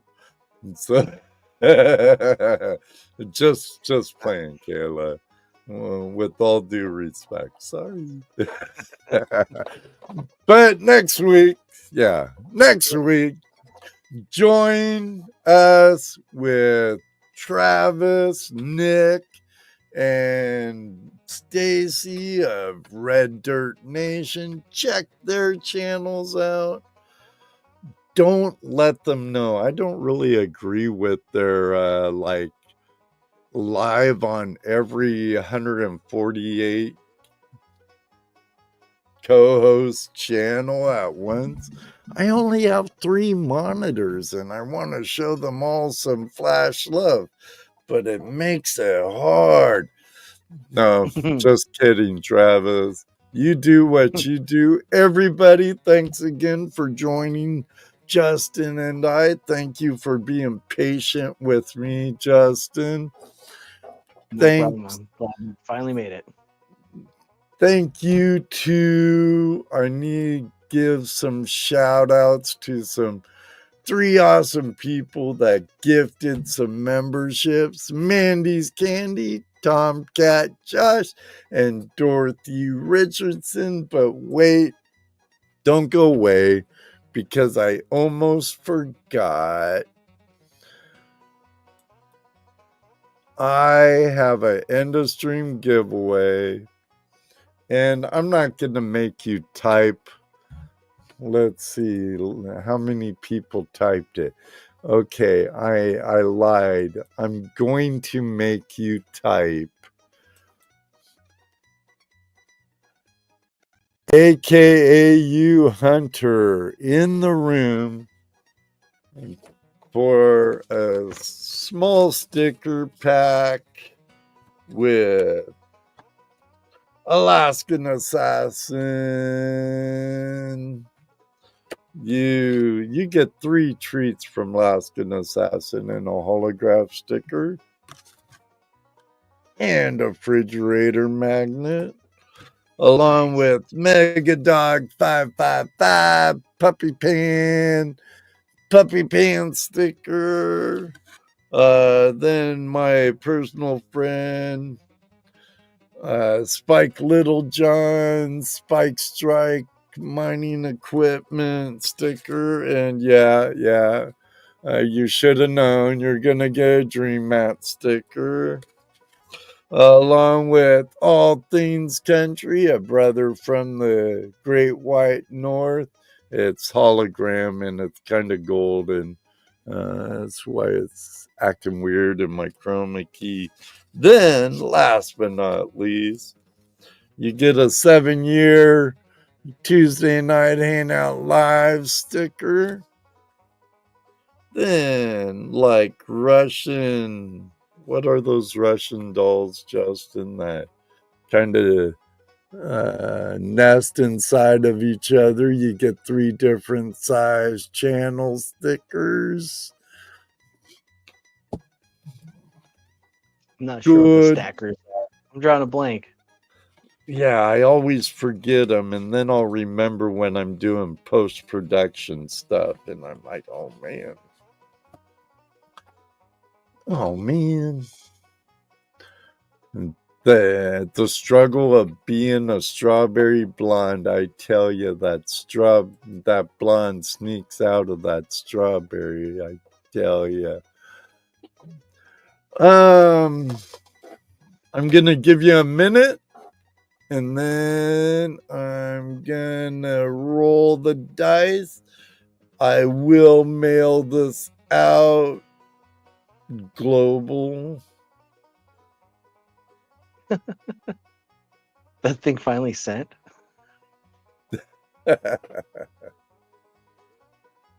I just saw the chat. It says where I replied to Kayla, I figured you did. That was from back when she was talking about the show ending. Oh, really? Wow. That was Took in me a while, I limbo guess. for a while, huh? Kayla's good at pimping out her jewelry. Some beautiful jewelry to pimp out, Kayla. And thanks for joining us tonight. Babushka. There you go. Russian nesting dolls. I guess I was kind of close. I got confirmation from inside sources the day it happened. Oh, was that? Oh, that wasn't too long ago. No. All right, everybody, here we go. All right, good luck, everyone.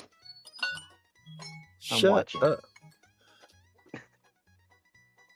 And Hobo Rob prospecting. Nice. He should be, but now he has a minute to say he's here. If not, I'm going to roll again. So if I hear that bell and don't see you, Rob, Hobo Rob, send it to Kristen. You saw it here. Send it to Kristen. Congratulations, Kristen. I believe I still have your address. Look at that. Awesome. Family showing family love. Yay! All right, everybody. The time has come for us to say goodnight. So long, farewell. May you always have a flash in your pan, and you never know. It does happen. Maybe one day, too, we'll meet you on the river. But right this second, that guy and I, we're out of here.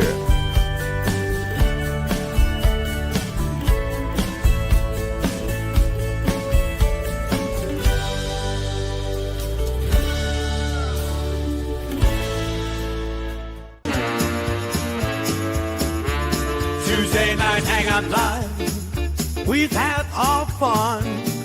The battery was strong, the night's been won. Thanks for tuning in. We'll see you soon. Tuesday night Hangout Live is for all of you.